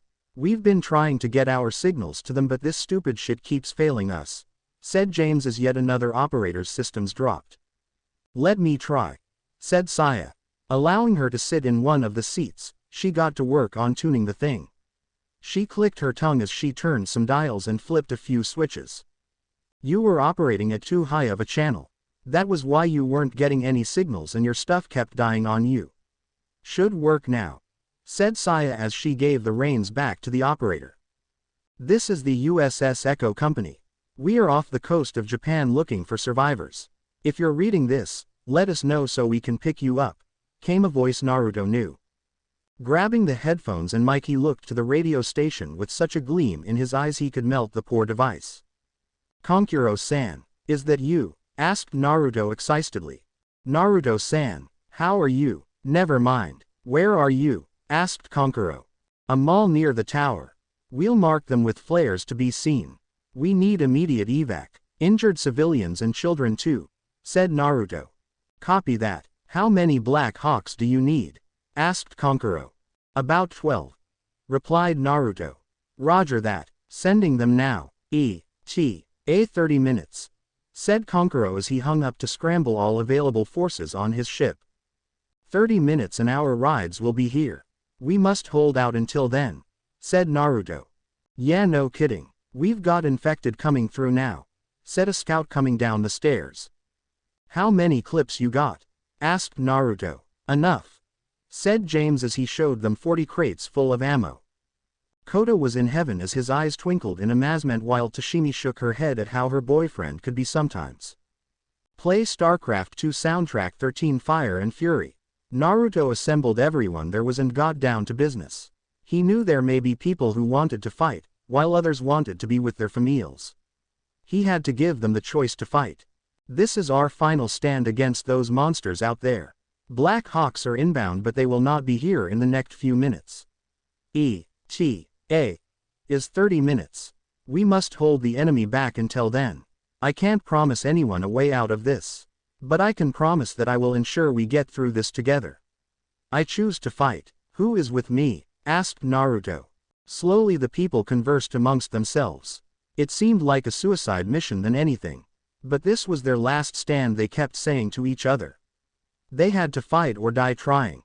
How would they get through this without fighting for their lives? Slowly a single man stood up from the crowd and eyed Naruto. "I'll fight," he said. Slowly 2 more got up, then 3. Then 4. Slowly all those who were able-bodied stood up and were ready to take their last stand against the horde. Help was on the way, so they had to clear a path for the ladies. Everyone got a weapon and made their way to their designated posts. Takashi took the role of support gunner and got on the 50 calories. Rika picked up a rocket launcher while Saya and Rei both went for sniper rifles. Hokuto and Seiko stood by Naruto's side as they stood in front of the building. Seiko had her katana drawn and ready to go while Hokuto used her necromorph power. "You ready?" asked Naruto looking over to them. "More than ready," said Hokuto and Seiko together. End song. Play Call of Duty Black Ops 3 Ost, I Live orchestral version. Waiting for the horde to finally arrive, Rei soon enough spotted something through her scope as she scanned the area. Through her scopes, it looked to be that of a school bus. But like that of an elementary school bus. "Naruto-san, got movement over on the horizon. Range 4 clicks," said Rei through the earpiece given back to him by Saya as a way to apologize and way to say that they needed him again. "I see it. Hold fire until I say so," said Naruto as he readied Gaara's Bane. Seeing the bus move while swerving between cars and rubble, they soon watched in horror as a juggernaut infected smashed straight through the car.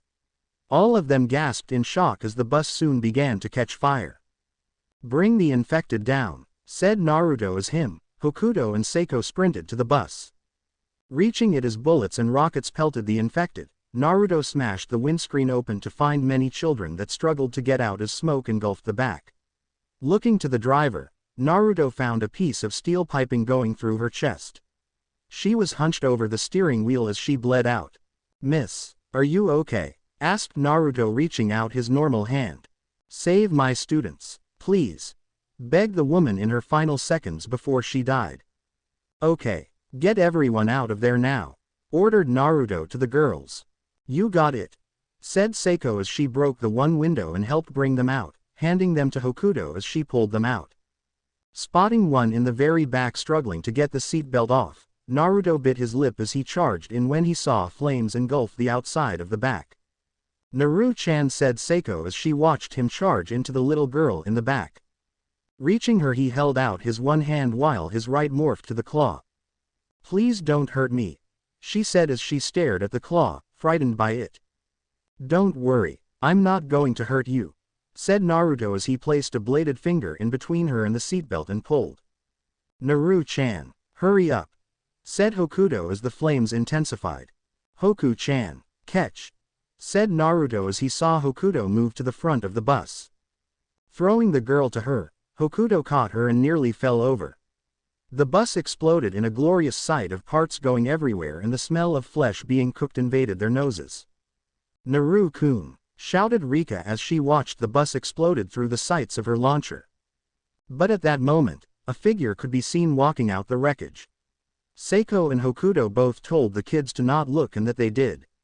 Turning away from the smoldering furnace, the others watched as a very charred Naruto walked out the bus as his body swirled with tendrils, returning his body back to normal.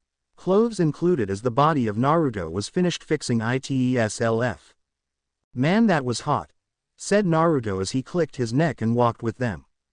The children all believed that Naruto was a wizard and that he used some teleportation or something like that. But they were wrong as Naruto smiled to them. "Infected. Incoming," shouted Takashi. Turning around, they found a very massive horde moving toward them. Teeth bared as they snarled and snapped at their food. Looking to the children, Naruto clicked his tongue in frustration. There simply wasn't enough people for them to carry. "Open fire," said Naruto. Bullet flew from the barrels of weapons as they gave them cover fire. Naruto, Seiko and Hokuto sprinted with the children to get to safety at the mall. Finally reaching it, they readied themselves for the bloodshed that would befall them. End song. Play Fight All Good Things. Readying Gaara's Bane on one arm while he changed the other to the drill fist, he watched as the others too changed to their powers. Looking back to the swarm moving to them, Naruto and the others growled as they charged further to them. Shouts of true EMPH echoed through their ears as the gap between them became smaller and smaller. Jumping into the air as he slammed his drill fist into the ground, he found it had a similar effect as ground spike he was able to do with his claws. But this was more evolved than the ground spikes.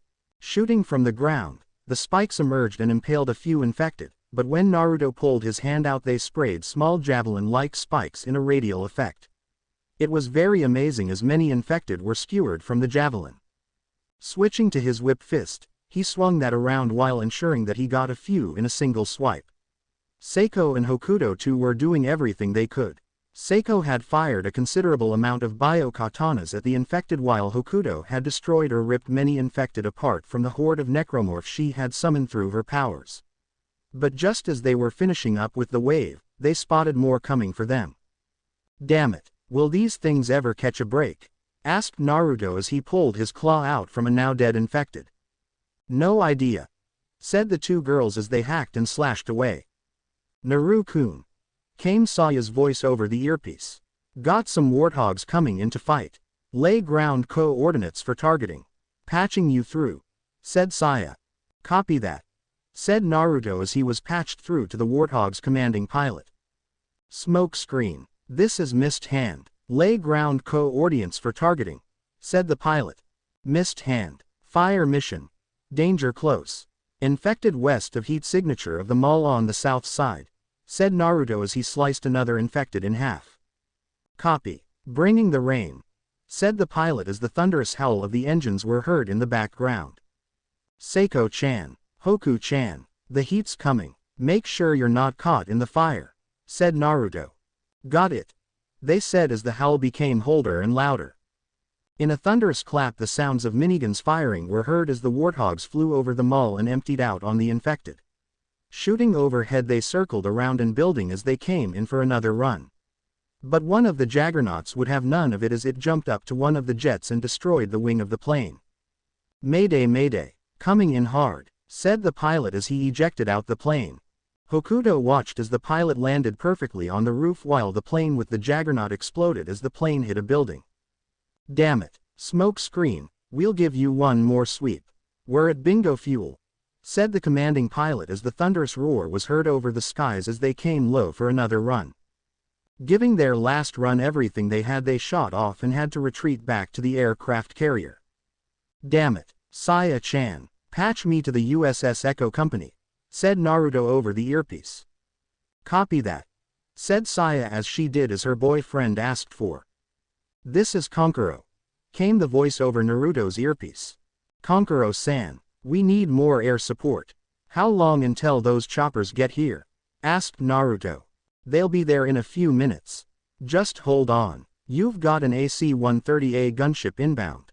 It's already synced to see you and your friends as well, friends and the others as enemies," said Kankuro. "Copy that, patch me through," said Naruto. "Ghost, this is Phantom, E.T.A. 60 seconds. Lay your targets," said the pilot of the AC-130A. "Phantom, this Ghost. Fire mission. Danger close. Enemy infected converging on our position. Juggernauts and hunters in the mix. Cleared to use the 105 howitzer. Weapons free," said Naruto. "Copy that, beginning sweeping run," said the pilot. "Everyone get back. Big fucking gun incoming," said Naruto to Seiko and Hokuto. "Got it," said the two as the finished up just as the first shot hit the ground. From their safe point they watched as the trio sprinted for their lives as a rain of shells hit the ground from above. But as the shockwaves came through, it tripped up Hokuto and caused Seiko to stumble. Grabbing the two girls, Naruto sprinted with everything he had. But if nothing could have gone wrong, something just had to happen at the worst time. "Damn it, screen's all buggered up. Sorry Ghost, you've got 2 calls to make. Let us go home and repair, or continue firing," said the pilot. Naruto thought very long and hard about it. They didn't have the help of the warthogs anymore as they were being refueled, and if they lost the AC-130, they'd very much be dead before the choppers got there. "Phantom, weapons free. Fire on last known location," said Naruto. "Copy that, using last known location," said the pilot. What are you doing, Naru-kun? Said Kyoko as she reloaded her rifle. Taking a gamble, replied Naruto as ordinates rained down blindly. But as they neared the mall, they looked up to find an ordinate heading straight for them. Thinking fast, Naruto threw Seiko and Hokuto just as the ordinate hit him. Both of them tumbled to the entrance of the mall as they looked to the crater of the ordinate that hit Naruto. At that moment, the shuddering sounds of chopper blades were heard as the Black Hawks finally made it to the mall. End song. They had finally made it. Their saving grace was here at last. The infected had been defeated and they certainly wouldn't be coming back knowing that their attack had failed. But as the choppers continued picking up the survivors, from the wreckage Naruto emerged, slowly crawling as Naruto's body slowly began to heal itself. That shell sure did a number on him as he winced in pain as he slowly drawled. Right now he only had an arm and a leg as his only limbs while half his back was still healing. Seiko sprinted to Naruto along with Hokuto as they lifted him up and walked to the mall to get to the top floor. Reaching the mall they jumped and landed on the top very easily as the last Black Hawk landed and took them to the USS Echo Company. They were taken to an aircraft carrier. There were many people aboard already as Black Hawks landed with everyone getting off and the Black Hawks going back to do more sweeps of finding survivors. Naruto watched on from the chopper as his limbs finished being repaired. He couldn't believe that this was Konkuro's fleet.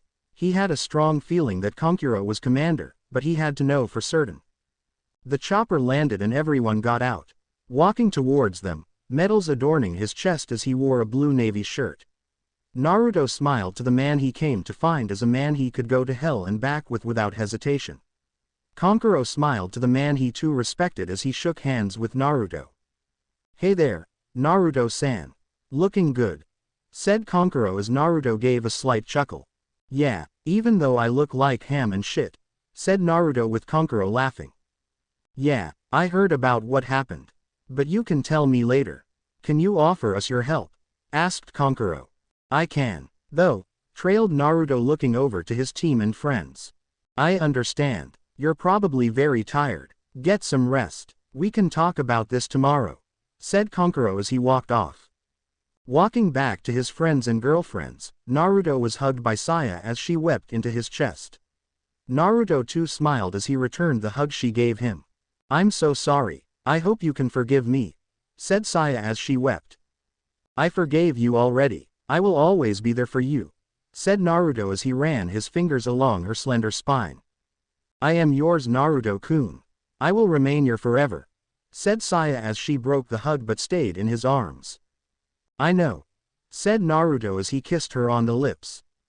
Saya moaned into the kiss as she threw her arms around him as she pressed her body against his. Naruto pulled her closer as he soon felt that she was getting extremely horny from the kiss. Breaking from the kiss while the others that loved Naruto really enjoyed the fact that Saya had made up with Naruto. But two voices invaded their senses as Naruto's blood began to boil along with Seiko's, Saya's and strange enough, Hokuto's as well. I'm so glad we made it, Sasuke-kun, said the one voice. We will always survive, you and I, together, said the other voice as kissing sounds soon followed. Naruto spun around while his eyes glazed over with hate as he spotted in the crowd 15 feet away, Hinata and Sasuke sucking off each other's face. Naruto, asked Saya taking hold of his jacket's sleeve. Turning to her while trying to restrain his rage, he watched in surprise as Saya smiled to him, which was actually a very sadistic smile adorning her face. Go have fun, she said. Hoku-chan, wanna join? Asked Naruto. Be a pleasure, said Hokuto as she walked with Naruto to the very woman who cheated on him. Naruto walked straight up to the very couple he was hoping to never see again. Seeing the two of them sucking each other's faces off, just made Naruto feel extremely nauseous.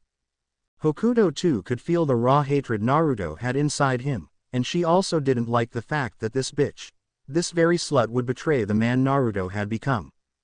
It was all too sickening to her and she felt like she'd throw up then and there. Turning just as a hand grabbed his throat, Sasuke found himself 3 feet off the ground. Hinata was about to retort but she too was grabbed by the throat. Sasuke's eyes widened at who he was seeing. Naruto-san, so good to see you again, said Sasuke only to feel Naruto's hand tighten. Spare me the hellos and how are yous. I should kill you right here right now, snarled Naruto as his eyes glazed over with hatred. I don't know what you're talking about, said Sasuke. Please, don't act dumb. The only reason why I haven't snapped your neck right now is because you're gonna tell me why you did it, spat Naruto. Did what? What do you mean? Asked Hinata only to have a fist slammed into her gut. Don't try and weasel out of this one worm. You seduced Naruto-kun because you just wanted the money in his account, spat Hokuto. That isn't true, said Sasuke only to wince in pain as he was hit in the gut by Naruto. Tell me the truth. Did you seduce me just to get my account number? Asked Naruto, now extremely angry. I'd never do that, said Hinata.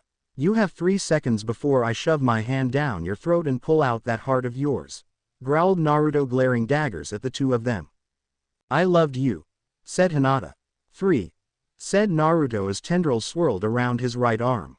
I always wanted to be with you, said Hinata, whose eyes widened when the swirling tendrils around his arm turned to be that of his claws. 2, said Naruto, rearing his arm back, ready to strike. Okay, said Hinata, hanging her head in shame. Okay what? Asked Naruto. I seduced you to get to your money. I wanted to live a nice life. A rich life, said Hinata. Without me in it, said Naruto. That's not true, said Hinata. Naruto simply scolded her and drove his claw into Sasuke's stomach. He punctured his body so much that should he remove the claw, Sasuke would die instantly. This was not a worry, as once Naruto got what he wanted, as in being the truth, he'd end him then and there. He sure had to admit that he may be turning into a sadist. Tell me the truth, or I kill him, said Naruto as Sasuke grunted from the pain he was in. Okay, I wanted your money to live a life of luxury, a life of wealth, but it wasn't going to be one with you. It would be one with Sasuke-kun. He was the one I loved. You were just in the way. I seduced you to get that moolah in the bank. Once I had those numbers, I was gonna hire an assassin to end you, said Hinata. Well, now that isn't going to happen, as I'm already dead, said Naruto. That means you're now a zombie, said Hinata only to hear Naruto laugh so hard. Do I look like one of those things to you? I'm something better. You could say that through science, we've gained immortality, said Naruto as he winked to Hokuto, to which she smiled with a blush to him. Immortality? Then please give that to Sasuke-kun. He could die, said Hinata only to hear Naruto laugh so hard he nearly pulled his claw out of Sasuke. Just answer me one question. Was the playing of me worth it? Asked Naruto. Yes it was. You were so dense and was willing to believe that you were really in love. So yes, I played you like a harp, replied Hinata. Hoku-chan, enjoy your meal, said Naruto as his tendrils shot out his arm and shot into Sasuke. Hinata watched on in horror as the tendrils impaled Sasuke, and soon she found his body become nothing but bones and skin. To further prove to her that Naruto ate Sasuke, he burped a bit but shivered a little. He soon lost balance and fell into Yuriko's embrace. You okay? She asked, but her tone wasn't that of a mother or a friend. It was something more. Let it be known, Yuriko had been seeing Naruto in a very different light. Ever since he put his heart and soul on the line to save them. Even going so far as to witnessing him throwing Seiko and Hokuto to safety just as a 106 howitzer shell hit them. She truly had her heart stolen again.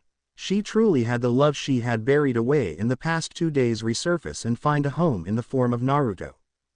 Damn, never thought arrogance and cockiness tasted so horrendous, said Naruto as he nearly threw up.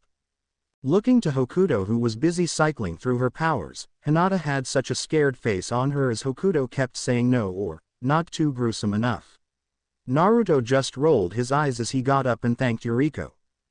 Hoku-chan, just eat her. The fear she is having has diminished to favor, said Naruto, making her turn around and pout. But I can't seem to find a nice offensive power to kill her with, said Hokuto as Naruto approached her and rubbed her shoulders, making her relax and sigh at his lovely touch. Use the claws. Dice up into cubes and savor the flavor then. I always use my claws in times of consuming, said Naruto. Ah, now that makes sense. Why didn't I think of that? said Hokuto as she shifted her limbs to claws.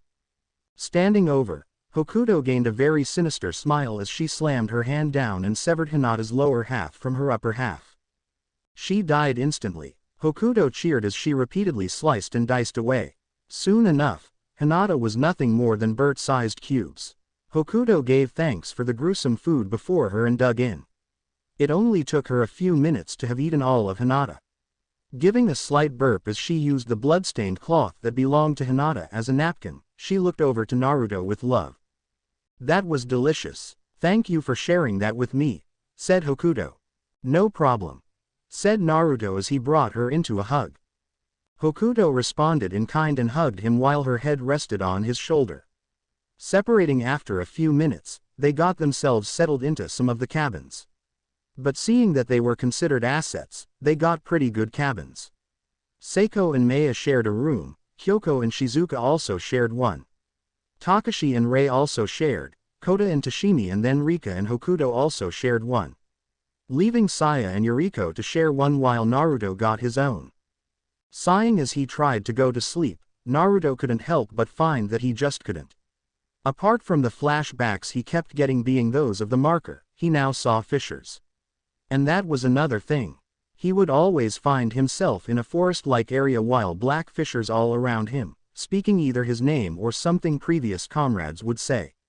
Followed by him always chasing that little girl. The one he killed, by accident. But as he thought about what would happen next, the door opened to reveal Yuriko standing there in a purple nightgown she probably found. But then again, they were in a mall before they were picked up by those Black Hawks. A lot of people were gathering stuff, so it was only natural that they helped themselves as well. "Takagi-san, what is the matter?" asked Naruto as she walked over with a sway in her hips as she sat next to him. "Please Naru-kun, call me Yuriko, or Yuriko-chan," said Yuriko as she leaned in only to have Naruto back away. "What's wrong? Do you not like what you see?" asked Yuriko doing a very cute pout. "It's not that," said Naruto throwing up his hands. "It's just that, I feel sorta uncomfortable doing something like this. I mean, I did kill your husband." Naruto just hung his head in shame at that last thing he said. He really felt bad for killing the Dawn. If there was another way, you'd be damn sure that Naruto would take that option and the Dawn would still be alive. "I know you tried to save him. But he chose his way. And I think he'd want me to be able to choose again," said Yuriko as she turned Naruto who had raised his eyebrow. "Are you absolutely sure you want to be with me? A monster, a man who has many faces, a man who has the blood of countless people on his hands," said Naruto only to have Yuriko place a hand on his cheek. "The world has fallen apart and all you can think about is how I feel about this moment. You haven't changed, Naru-chan. And you are not a monster. I'm sure that when you consumed those people, well, apart from Sasuke, you felt something for them. You cherished their memories and ensured they lived on in you," said Yuriko as she brought her face close to his. She was about to go into the kiss if Naruto hadn't placed a finger on his lips. Looking into his eyes, she found uncertainty. "Are you sure about this?" asked Naruto. "I mean, Saya would probably hate me should she find out I slept with her mother. I was all for it. She deserves to start with someone new. When she told me she was in love with you, I told her I don't feel any bit awkward about it," said Saya coming into the doorway before walking off to find Maya and Hokuto. Lemon. Going in for the kiss while pinning him to the bed, Yuriko found Naruto to be quite taken back by her sudden advance. She simply mentally smiled at his face as she drove her tongue into his mouth. As he tongue tapped his, she felt his body come to life as a tendril shot out and closed the door. Even going so far as ensuring it was locked. Hearing the door lock, Yuriko detached her lips from his and grazed her fingers across his chest. Taking a handful of his clothes, she licked her lips and pulled so hard the front part of his shirt ripped open. To her surprise, there was a faint circle along his body. Tracing them while also liking what she was seeing being his ripped chest, she looked to Naruto. "Bullet holes," was all Naruto said as Yuriko slowly undid her gown, giving Naruto a good view of her assets. Her smooth silk skin, her toned stomach, and her DD-cup breasts only added emphasis to her beauty. "They give you a very nice look, love," said Yuriko as she took Naruto's hand and put it on one of her breasts. Closing his hand around her breast, Naruto was awarded with a moan that leapt from her lips. Deciding enough was enough, Naruto shot up and pinned her below him. Yuriko smiled at his boldness, at how much she saw in his eyes that he wanted this. Wrapping her legs around his waist, she wanted this as her eyes glazed over with lust and want. Naruto licked his lips and latched his mouth on one of her breasts. Yuriko's cries of pleasure was music to Naruto's ears. Feeling her slowly grind against his body, Naruto couldn't help but notice that Yuriko was doing her best to get him hard for her. And it was working. Breaking from her, Naruto licked his lips as he gave Yuriko yet another kiss. Yuriko responded and snaked her hands down to undo his pants while Naruto pulled off her lacy purple panties in one pull. By the time Yuriko got Naruto's pants off, her was already at full mast. Breaking from him as she looked down, her eyes widened at how big he was. He was sure as hell bigger than her husband, that was for sure. Slowly pulling off her ring, Yuriko placed it on the bedside table as she grabbed his cock with her other hand. Naruto bit his lip as he let off a small growl as she began to slowly stroke him. "Why don't you put it in me?" she purred as she slightly tugged on his cock. Getting the idea, Naruto began to insert himself into her. Inch by inch, Yuriko's grip became tighter and tighter the more she felt his cock push further inside her. Once fully inside, Naruto looked into Yuriko's eyes. Seeing her slowly nod, he began to thrust. Yuriko moaned louder and louder with each thrust that Naruto did. She felt like this was heaven. Sure, in the eyes of some people, this seemed wrong. I mean, older woman with a younger man probably half her age having sex. But thank goodness those days were gone when the world went tits up. Yuriko soon began to feel her inevitable climax fast approaching, and apparently, so did Naruto as he began to speed up. Yuriko clung to Naruto as her nails dug into his skin. Naruto grunted and groaned as he drove into the MILF before him. Her walls clamped down hard on his cock and he knew he was being milked. And it was happening at a very good pace as he felt his release coming soon. "Yuri-chan, I'm gonna," trailed Naruto as he struggled to form any sentences. Especially with hearing Yuriko moan like that. "It's okay. Give it to me. Give me your cum," she said as she began to buck her hips against his. Thrusting one final time, Naruto groaned as he fired his seed dead into her waiting womb. Yuriko arched her back as she felt everything he had spill into her. She dug her nails into his skin as she screamed out his name. After coming for a full minute, Naruto pulled out of her but only to feel her shoot her still oozing cunt onto his cock again. Grabbing him as she spun him over, she smiled as she trailed kisses along his face and neck. "We're not done yet, we still have all night, remember," said Yuriko as Naruto caught her lips. "Then why don't we get to it?" said Naruto as Yuriko smiled to him and began to bounce on his lap. Grabbing her waist as she placed her hands on his chest, Yuriko used her momentum to ensure a nice comfortable rhythm. Leaning down to where her breasts were right in Naruto's face, she let out a moan of ecstasy as she felt his tongue swirl around the left one and then the right.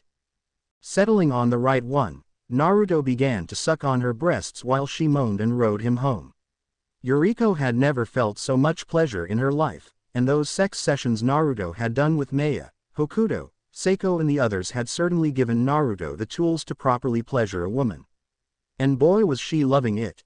But once again, her body was shaking and shivering as her release was coming up again. And the way she felt Naruto's cock twitch inside her, she knew he was close too. Come in me again, Naru-chan," said Yuriko as she saw Naruto's mouth open to warn her that he'd be coming again. With a few final bounces, Naruto groaned as he fired his seed once again into her womb.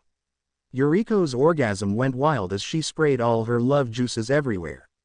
She had never come so hard in her life and it felt invigorating to do so. Lemon end. Falling onto his chest, his member still inside her, she moaned in contentness. She couldn't believe what she had done, but she didn't care as it felt so damn good to her. Looking into Naruto's eyes, which looked into hers, she smiled as she kissed him on the lips. "Thank you, Naru-chan," she purred as she licked his lips. "You're welcome, Yuri-chan," said Naruto as the two of them fell asleep.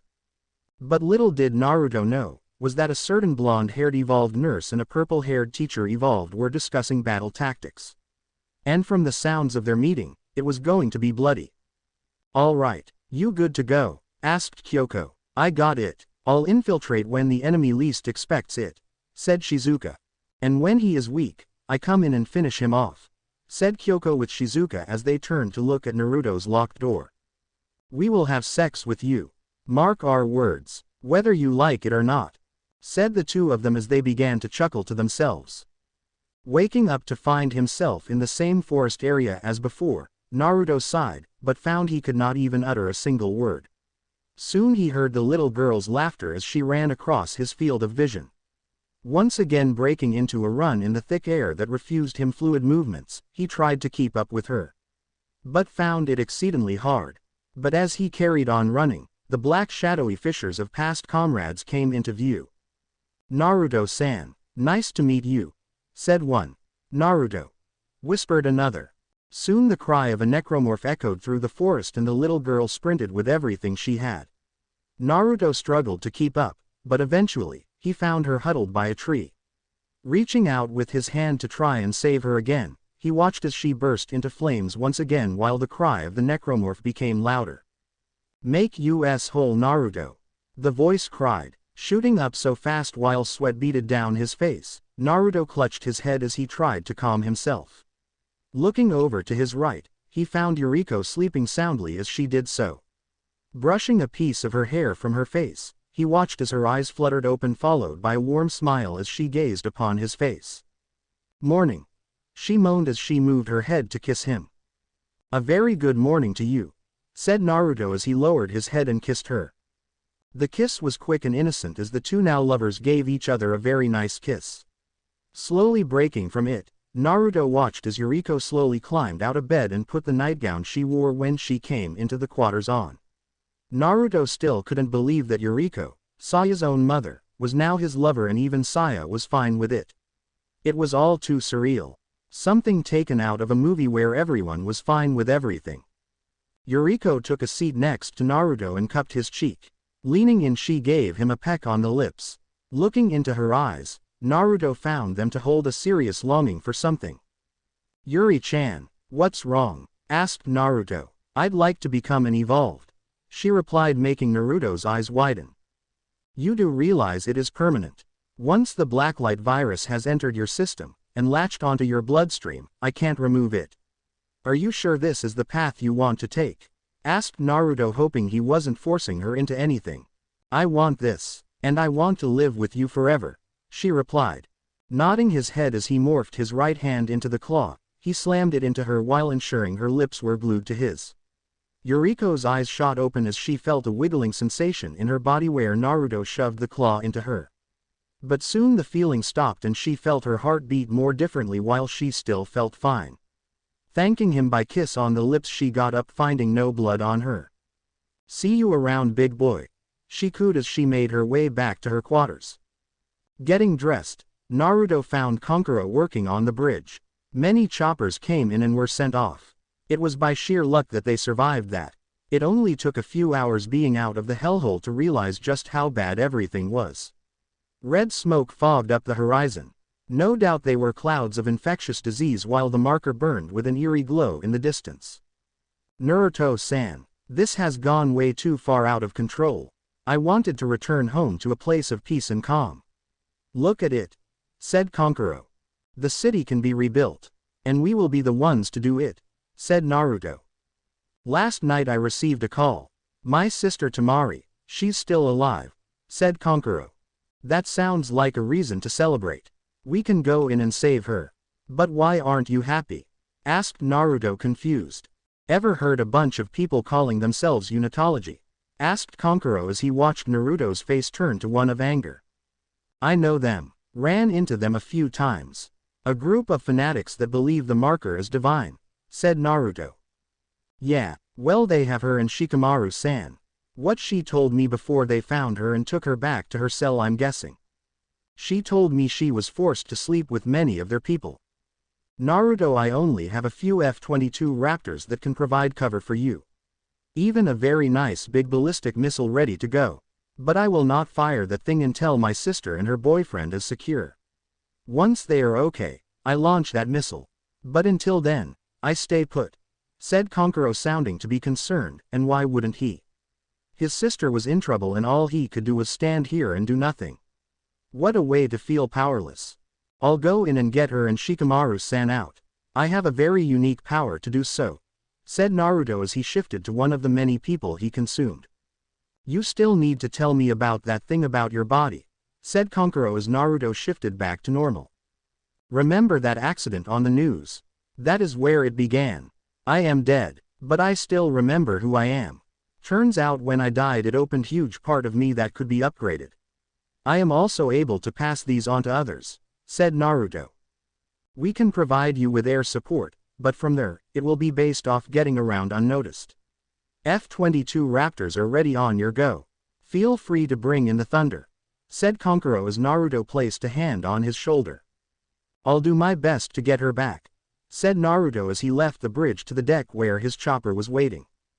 Giving Shizuka and Kyoko a kiss goodbye and Alice a rub on her head until he got back, he climbed into the Black Hawk which took him to his destination. Naruto soon found that they were headed straight to the municipal building. Also the place where they held conferences. For some reason this felt like nostalgia. Sometimes he hated these type of things. Seeing the chopper pilot slowed the Black Hawk down, Naruto pulled the door open and jumped out. He spotted nothing in the area. Nor did he hear anything. Hitting the earpiece he began his approach on the building. "All right, Saya-chan, is Konkuro-san there?" asked Naruto over the earpiece, knowing that Saya had gotten her hands on the comms on the ship. She was the only one who knew the encryption key to the earpiece he had. "Yes he is," came Saya's voice. "Naruto-san, what have you got?" asked Konkuro. "The place is quiet, a little too quiet. Nothing on thermal, and I can feel as if I'm being watched," said Naruto as he moved through the area. "Yup, unetologists have definitely taken hold here. Be very careful, Naruto-san. Their leader is a slippery bastard. Her name is Chloe Sandra. She runs the whole thing. Danik is her right-hand man.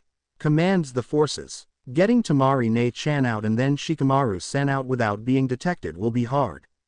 But knowing that shifting power of yours you can pull it off," said Konkuro, only to hear Naruto click his tongue. "True that, but I must have devoured a body to act as him. Give me 5 minutes to find a suitable subject," said Naruto as he hung up. Moving very carefully while clinging to the shadows, Naruto ever so desperately tried to find a suitable target to consume. But with very few people around, he had to think fast. Through his thermal vision he found some disturbance ahead of him, no doubt trip wires linked up to detonation packs. Lethal stuff. That was when his mind clicked. That one unetologist he consumed, he could fake an attack and radio in for help, he'd gain access very easily. But he vowed to not do the whole consume and run around as them, as he remembered when he went to save Maya. So he'd be doing the whole Mission Impossible thing. He'd use the body to get inside and then go from there. Switching to one of the unetologists he consumed, he faked a limp but then decided it wasn't good enough. So he shifted the bones in his ankle to be broken while he grabbed a steel pipe. "I'm no fan on impalement, but I have to sell it," said Naruto as he raised it up. Slamming it deep into his stomach, he ensured a liquid his body produced, he ensured it looked like blood. Walking to the gates, he soon heard a voice over the speakers call to him. "Identify yourself," came the voice of a female. "I was on a mission with my team to spread unitology. But we were attacked. I escaped but barely," said Naruto. "Come inside, brother. We'll get you patched up," said Chloe as some paramedics sprinted out with a table. Laying on the table, they wheeled him inside and got him into surgery. "This will only be a few minutes," said one of them as they brought the oxygen mask to his face. Naruto grabbed the oxygen mask and morphed his hand to be the whip fist. Swinging it around, Naruto killed them all while he pulled the pipe out his stomach. "Man, that was uncomfortable," said Naruto as tendrils swirled around him. The hole in his gut healed up as tendrils sealed him up while he turned back to his usual self. Hiding the bodies in his own body, as in him consuming them, he hit the button on his earpiece. "All right, I'm in. Finding a terminal to give you the layout," said Naruto as he swiftly moved around. "Copy that. We'll be hearing from you soon, said Saya over the comms. A few guards patrolled the grounds on the inside, but Naruto quickly shifted to one of the scientists he ate. Walking along the halls, he soon found a computer room. Searching within the memories of the one person, he found the password and soon linked his earpiece to the computer. Okay, Saya-chan, you should be getting a link to this terminal, said Naruto over the earpiece. Walking along the halls, Naruto soon found what looked to be an infection scanner. Crap, should he walk through that he'd be caught. That was when he heard Saya's voice. Got it. Temari is located on the bottom floor. Actually more like the basement. There is a heat source 30 feet away from her. By the schematics of their base. That is where Shikamaru is being held, said Saya. So what do you suggest? Go nuts and kill everyone? Or do something really sneaky? Asked Naruto. I say go with the former, said Saya. Okay, former it is then, said Naruto as he walked through the scanner, setting it off while a sadistic smile graced his lips. Care to stand here for a deep scan? Asked one of the guards. Oh dear, whatever will I do? Asked Naruto as he summoned up his one attack. Before the guards could even register what had happened, Naruto had unleashed his tendril barrage attack on them. Tendrils skewered them as they became biomass, while a few soldiers who were unfortunate enough to get caught in it. But a few of them saw it and hit the alarm. Smiling, knowing that everyone knew that he was here, Naruto turned back to his original self while he activated Gaara's Bane. Moving through the forces like they were nothing, Naruto ensured that he got everyone. But Chloe and Danik were ones he couldn't neglect. He had to end them now. Getting on the earpiece, Naruto moved around the corner and summoned up his armor. Hell Spawn, this is Hellhound. How soon can you give an air strike? Asked Naruto. Hellhound, this Hell Spawn. Payload can be delivered in 3 minutes, said the Raptor pilot. Do it, I'll have them by then, said Naruto as he broke into a sprint while deactivating his armor so he could move more quicker. Turning down a lot of corridors while shooting a lot of enemies along the way, Naruto ensured that the cell was Temari's. Grabbing the handle, he yanked it open and found Temari spooked out of her mind. Returning his arm back to normal, Naruto approached her. Temari-chan, are you okay? Asked Naruto as he swept over her body for injuries. Naruto-san, you should be dead, said Temari, confused at who she was seeing. I get that a lot. I promise, when this is done, I'll explain everything. Come on, we gotta get Shikamaru-san out of here as well, said Naruto, helping her up. Moving 300 feet from her cell, Naruto pushed down the door and found his friend there.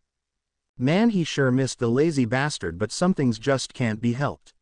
Seeing the time that he only had 60 seconds to get them both topside before the airstrike hit, Naruto decided to do something a little more unorthodox.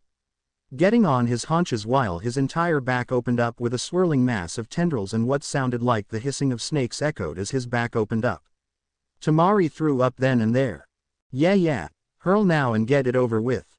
Trust me, this will help you, said Naruto. I've seen some weird shit in my life, but that very much takes top place, said Shikamaru. Just get the fuck on. There's an airstrike coming in about, I don't know, 45 seconds. So can you please get in now? Said Naruto, very agitated. Slowly and very hesitantly, they both got onto his back, which closed over them. Surprisingly, they didn't feel any form of liquids against their skin or clothes. Breaking into a sprint, Naruto cursed when he saw Chloe and Danik come out of nowhere while Chloe held out a gun. Naruto simply pulled a fist back and punched Chloe square in the face that his fist went through. Danik was horrified at what he saw. Naruto jumped through the hole in the roof and sprinted for the exit. They could make it. He had to. As he sprinted, he heard the echoes of Danik yelling out that he swore revenge on him. But that was drowned out when the sounds of bombs exploding echoed everywhere. Getting into the chopper, Naruto got onto his haunches again and led Temari and Shikamaru out. I refuse to do that again, said Temari. I will drink to that, said Shikamaru. So, what really happened to you? Asked Temari as they sat down in the Black Hawk. Remember Itachi-san, that thing he always said he was working on? Asked Naruto. Oh yeah, that weird science crap about some virus being all super-powered, said Shikamaru with Naruto smiling. Yeah, That one. Turns out I am that virus now, said Naruto, making his friends jump back. But how? Asked Temari. Well, I simply died, but I died on that vial he gave me. In it was that bloody thing. From there, the train station became ground zero. And now, as you can see, things are more fucked up than normal, said Naruto. Yeah, that looks that way, said Shikamaru as they looked out the sides to a burning city. I know what you are thinking, and I can say was that we have a plan. We're gonna stop that marker. I know that I am the key to it, but I need to know what I am to do. Once we know, we can destroy the marker, said Naruto. What will you do when you know what to do? Asked Shikamaru, concerned about his friend. I don't know. Do everything I can to stop this nightmare, said Naruto. You can count us in, said the two of them. The chopper blades thundered as they came to a landing on the aircraft carrier. Their occupants got out with Alice standing there with Rika, Shizuka, Hokuto and Saya. They spotted Rei and Takashi, along with Kota and Tashimi, were patrolling the top of the ship as they scanned for any form of enemy attacks. But so far the buggers still couldn't cross large sums of water. Climbing out the chopper as the engines cut out, they got Temari into the medical wing of the ship to conduct any tests they could to ensure she was all right. Being raped constantly to no end can leave you scarred for life. Shikamaru assisted where he could with his girlfriend and thanked Naruto for getting them out of that hellhole. Walking into the ship himself with Shizuka, Hokuto, Rika and Saya. With Alice on his back, they made their way inside. Sitting in his chambers as he held his head, Naruto tried to process what has been happening. With his knowledge of the fact that he was the key to this whole mess, he had to learn what he had to do. He knew he had to destroy the marker. That was for sure, but there had to be some steps involved to exposing the thing to allow him to destroy it. Then he had an idea. Remembering that time when he went to Genentech and got that flash drive with all those glyphs stored on it, he remembered how he went into a trance-like state, reciting their steps needed to destroy the machine. Getting up from his bed, he made his way to the bridge where Saya was most likely now. Busy trying to hack into one of the satellites right now. Walking along the halls of the ship, he found his way to the bridge. And true enough, he found her there. But she wasn't hacking at all. More like spinning on her chair as a copy of her did everything for her. Stopping when she sensed Naruto in the room, she turned to him and tackled him to the ground. Rubbing her face into his chest, she felt Naruto run his hands along her back, making her shudder slightly from his touch. Looking into his beautiful dead eyes, she leaned up and kissed him on the lips. How was my Ka-san in bed? Asked Saya, only to have the entire room go quiet and look at her like she said something wrong. And she did. Let's talk about that another time. I need your help, said Naruto with Saya getting off him. Oh, asked Saya, now standing up with Naruto now standing up as well. Remember that thing we did in the one house? With that flash drive that made me speak about some steps. It was after I saved Maya-chan, said Naruto with Saya nodding at what he was saying. I know exactly what you mean. We can get it rigged and ready to go. Give us 30 minutes, said Saya, walking off. I'll be waiting, said Naruto as he made his way out the bridge and to the deck to think. Stopping at the railing, he looked out over to the vast ocean that spanned across everything. He felt so at peace with everything in here. Something about water always calmed him down for some reason. Hearing footsteps, Naruto turned to find both Seiko and Maya standing there. Maya's stomach was now slightly large, where she now looked at least 7 weeks pregnant. Similar to Hokuto and Rika. Smiling to him as Seiko took his right while Maya took the left, they closed in on him and placed their heads on his shoulders respectively. They stood there as the waves splashed against the hull of the ship. Seiko looked into Naruto's eyes and found them to be worried about something. Looking to Maya, she found her also to be concerned as to why Naruto was acting like this. What's the matter? Asked Seiko, looking into the dead eyes of Naruto. We've come so far. We're so damn close to our goal of stopping this nightmare. One slip and everything is thrown out the door. I can't stand the notion of everything screwing up and then the innocent lives we saved like Alice and Temari-san. They will perish along with us, said Naruto, only to be hugged by Maya and kissed by Seiko. We're almost there, yes, but we can't give up now. We can win this war. We can stop this nightmare right where it is. That is why we're doing what we're doing. We fix things. We don't break them. He help people, not kill them in senseless slaughter. Believe in the power of comrades, Naruto-kun. And we can overcome this nightmare," said Maya as Naruto brought both of them into a hug followed by a kiss each. "You're right. I should think more positive. We can win this war. And we'll rebuild the city to its former glory," said Naruto with the two girls agreeing with him as Shizuka came to them. "Naru-chan, the machine is ready for you," she said with Naruto nodding his head. "What are you planning?" asked Maya. "We're gonna stop this mess. Saya-chan is preparing the device with the data from Genentech with the glyphs. From there we can learn what we need to do," said Naruto as Maya nodded her head. "Let's get this done," said Maya as they made their way inside the ship. Moving through the corridors, they came to see a nice wide open area where a computer with a second screen rested. There sat Saya as she punched in a whole string of numbers and letters. Tapping her shoulder, she smiled as she got up and kissed Naruto. Wrapping his arms around her waist, he drew her closer as his tongue shot into her mouth and danced with her own. Breaking from the kiss as she played with his hair through her fingers, she smiled to him lovingly as the others walked in. "We're ready to learn as to what the steps are for the marker to be destroyed. So far we only have one step. Crawl into the dark machine. There are more steps, but for that, Naruto-kun must link his mind with the marker," said Saya to the people gathered. "What will happen to Naruto-san's mind after this?" asked Shikamaru as he wrapped his arms around Tamari who rested her head against his shoulder. "Thankfully, as you know, Naruto is dead, meaning his mind still works but is also numbed from being dead. Normally these type of things will cause any person's mind to be turned to mush. But not someone who is already dead," replied Maya as she grabbed a chart with Saya getting into the seat. "Let's begin," said Saya as she got the glyphs ready on the other screen. Soon enough, Naruto's eyes were rained on the other screen as the glyphs darted everywhere on the screen. They waited as the glyphs spun around and faded in and out of the screen. And then it started as Naruto went into a trance-like state.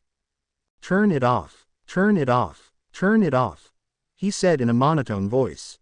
Spotting Yuriko take a step forward to her lover, she was stopped when Shizuka and Kyoko held her back. Turning her head to them, she saw them shake their heads. "Don't. He's being linked to the marker," said Kyoko as they watched on. "The steps. They must be followed. The steps. The steps. Step 1. Crawl into the dark machine," said Naruto as they walked it on with Maya writing what he said down. "Step 2. The screws go tight all around," stated Naruto with Maya writing it down again. But as he carried on, a small trickle of blood flowed from his nose as they continued to go deeper into his trance. This time Tamari was worried about him, and that was when Seiko shook her head. Even though she too was worried about him. "Come on Naruto-kun, come on," she said as her face became riddled with sadness as she watched the blood drop down and begin to pool. "Step 3. Cross my heart and hope to die. Stick a needle in my eye," replied Naruto as he stiffened. "The door to me will be revealed once I am freed," said Naruto as Saya hit the switch with Naruto dropping to the floor as his eyes looked away from the screen. Heaving as he found sweat beating down his face, he wiped his nose of the blood and got to his feet as he looked into the eyes of everyone GATR-haired. Looking over to Maya who held the clipboard, he nodded to her as she nodded to him as well. "I know what to do. I realize how I tie into this as well," said Naruto. "Then it looks like you have all the cards now, King," said Hokuto with Naruto smirking. "Yeah," said Naruto as he looked to Seiko and Saya. "Queen," whispered Naruto as he turned to Rei and Takashi. "Jack," turning to Kota and Rika he smiled to them with Rika licking her lips while Tashimi leaned on Kota as he pulled the cock back on his sniper rifle. "Ace," turning to Hokuto as she switched her one hand to a claw and then the other to the blade while tendrils hissed behind her as she got a very determined face on her. "And a joker. All right you bastard rock, you play chess with a bunch of pawns. Poker is much better. Ready yourself. Quace we're gonna end this with all the steps written down." Everyone was assessing their gear. Naruto was on the deck busy helping with the escorting of survivors. As he was doing that, on the roof of the ship stood Shizuka and Kyoko. Watching Naruto help the people and getting them into areas reserved for them, they turned to look at the marker that rested in the heart of the city. Both couldn't help but feel that this was going to be a one-way trip. And they also feared that Naruto's immortality wouldn't save him here. After all, the virus he carried along with them was a downgraded, controlled version of that cursed thing. So it was only natural to worry about him and everything about this whole final stand. It didn't sit right with them. But that was when Shizuka had an idea. Seeing that Maya, Rika and Hokuto were pregnant with Naruto's children, they would do the same and carry on his legacy. Deciding this was the best course of action, they made their way into the ship and spoke to the others. Naruto had finally finished helping the last person off the last chopper. Giving the little child to her family, he watched on as the child took her parents' hands into hers and walked off with a smile.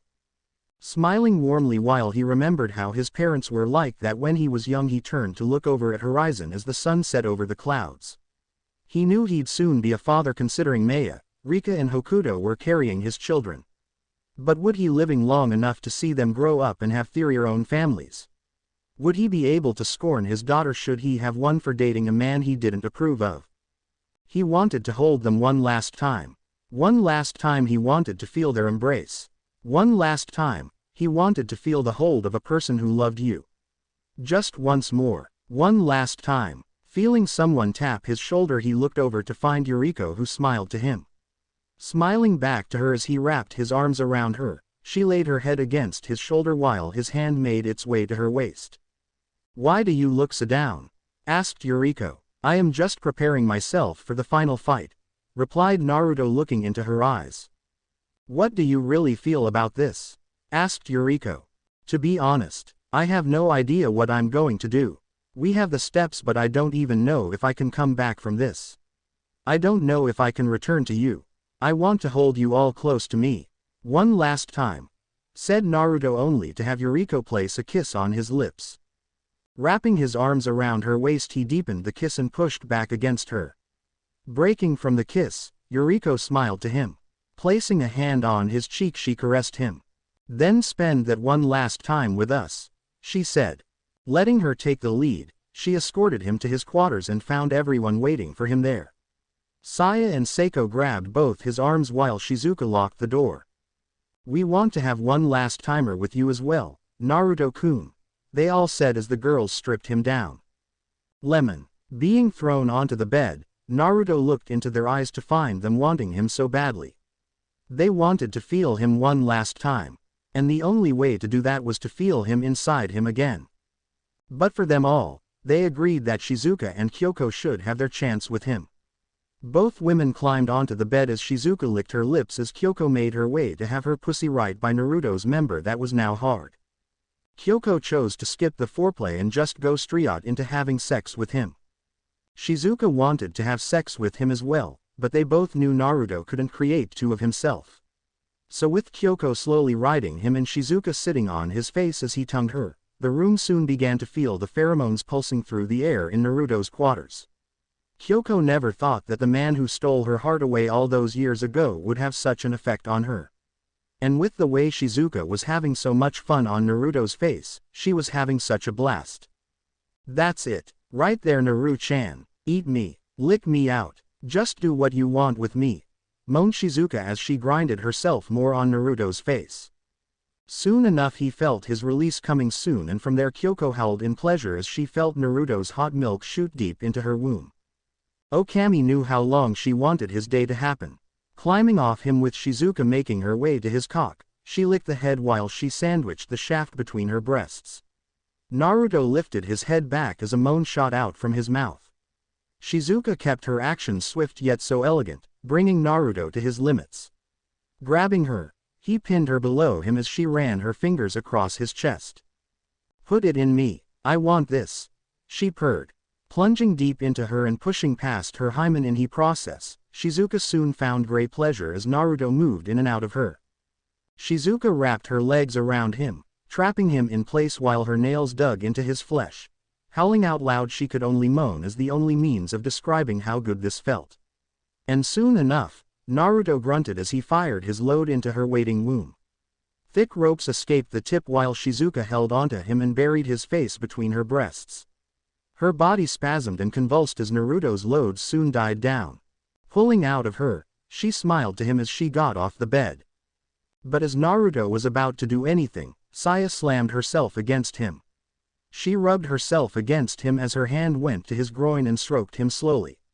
Releasing her hand, which now had his and Shizuka's juices on it, she brought her fingers to her lips and licked and sucked them erotically.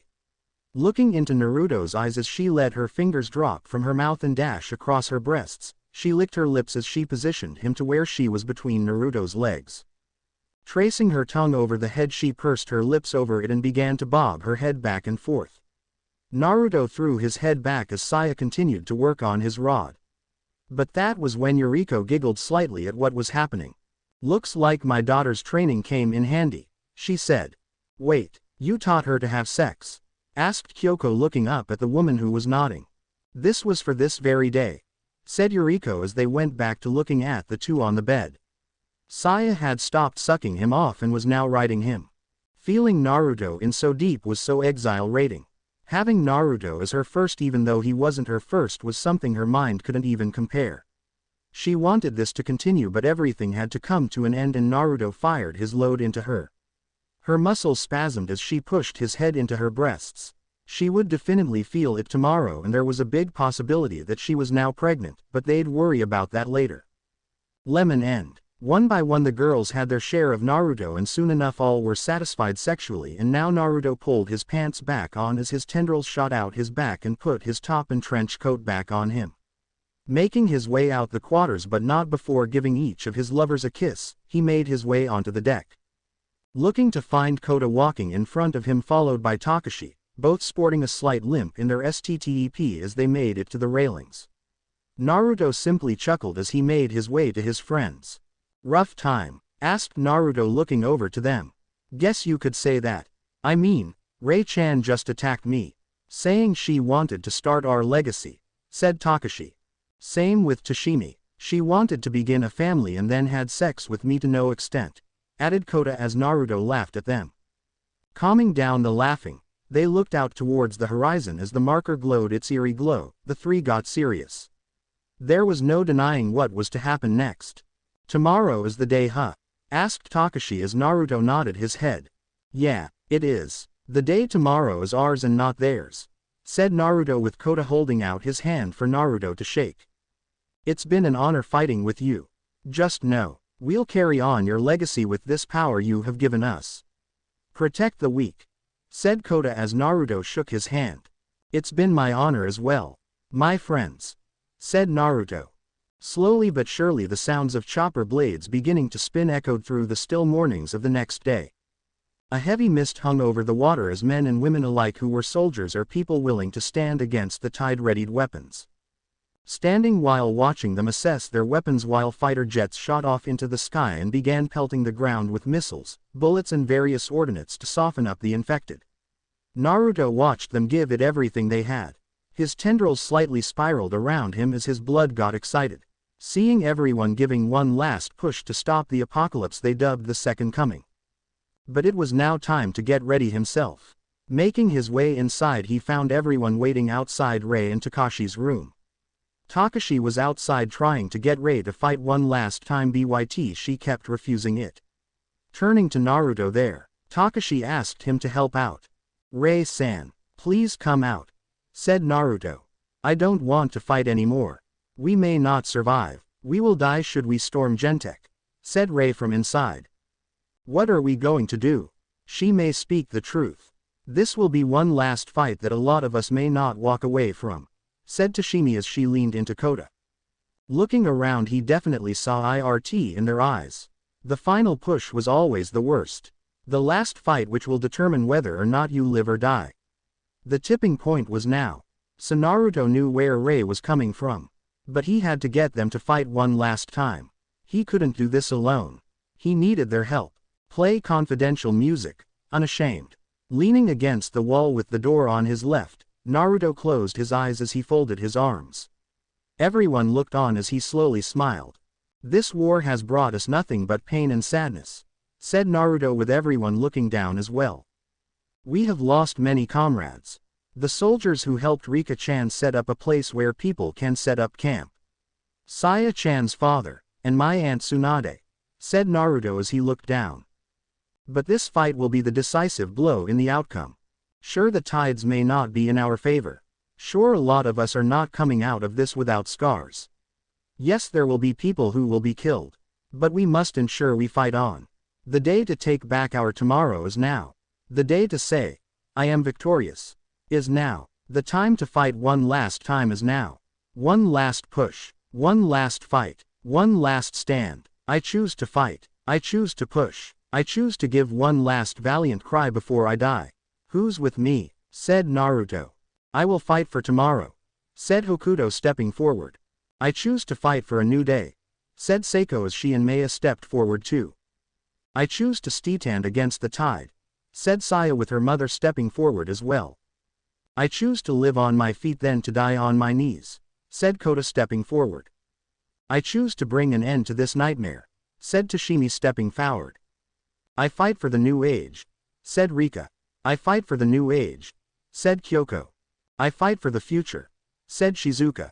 Slowly they heard a click and turned to find Rei standing there. Her eyes red and puffy from all the tears she let out. But her eyes blazed with fury and virtue. I choose to fight for the new age where the dream never ends, said Rei. Excellent. Take heart in knowing that we have each other's back, and that we will always have someone in our corner who we can count on. Who will never forsake us. We will stop this. We will end this. You know why? Asked Naruto with everyone shaking their heads. It's because we have one thing in our possession that they don't have. We have comrades. We are here, a brotherhood of unparalleled skills. We are the elite group unlike any other. A group that has accepted the responsibility to uphold the honor of this so-called nation. Trust your instincts. Your respect and confidence that you have a team fighting at your side is what separates you from the rest. It is what will make you legendary. When we march onto that battlefield, we march as a team. When we fight the opposition, we fight as a team. And when we win the battle, we win as a team. Today is the day you step forward. Today is the day you become one with many. Today is the day that nothing will hold you back. And when we have finished, we can roar in unison so that the world may hear. Alone, I am lethal. As a team, I dominate, said Naruto with everyone cheering at hearing that message. End song. Let's get some, shouted Kota with everyone making their way to the choppers. Climbing on board they flew with many of the other troops to the final fight. Genentech. The choppers flew with great speed as they swerved between buildings and various other broken things in the area. Directly below them was the strike team that went in before them. They were softening the ground forces while tanks fired shells into the crowd of infected. Jets shot past as the choppers, sending down missiles and just destroying the infected in powerful blasts of explosions. This is it, said Yuriko with Naruto nodding. Exclamation mark. All right, sir. Good look down there, said the chopper pilot as all the choppers came to a stop a few clicks away from Genentech. Jumping out of the chopper, everyone got ready. Getting Gaara's gain out, with everyone else getting their powers ready, they made their way to Genentech. Before they climbed into the choppers, they chose it to be better if they split up the group. The team Naruto had was named Hammerhead, while the one Rika led was called Fireteam. But something was not right. Behind them the sounds of fighting echoed across the horizon, but nothing charged forth at them. I don't like this, said Takashi over their headset. Agreed. Let's keep pushing forward, said Yuriko. The setting was quite ominous as the teams moved in. Fireteam taking the south entrance with Hammerhead taking the north. But as they got close to the doors, they were ambushed by the many infected in the area. The earpieces went wild as they called the areas where the attacks came from. Naruto slammed his hands onto the ground, sending many infected and even a few brawlers and hunters into the air from the shockwave. Stretching his arms out beside him while arching his back, a volley of tendrils shot out and slammed into many of the infected in the area. Blood coated the walls as Naruto chose the maiming option rather than the harvest option. With all enemies dead in the blink of an eye, they pushed forward. Thanks for the hand there, Naruto-chan. The enemies here are dead, said Saya over her earpiece. No prob, said Naruto as they regrouped in the reception and made their way to the stairs. Play Mass Effect 3 soundtrack. Stand strong, stand together. With Seiko and Maya choosing to go with while the others held off the many hordes of infected that would come in, they pushed on. The marker had definitely done much damage, but it had blown up a large amount that the only way in was to go in through the way they went in. The rubble around the area was just incredible, and even there was a large drop down that you were left with one option. A climb down the flight of stairs to the machine that awaited the key. Talk about a descent into hell. They pushed further, knowing full well that this was the time that everything would finally be ended. Once and for all, Saya climbed onto the earpiece but also told Naruto that she found a nationwide broadcasting station. Naruto-chan, say a few words of confidence to the troops out there, echoed Saya's voice from the earpiece and the intercoms all over the world. This war has shown us the very means of staying together to fight. If I was banking everything on what we're about to do, I'd be quit already, 'cause here we are in the mouth of hell. And we've made it this far, by leaning on each other and the will to stay alive.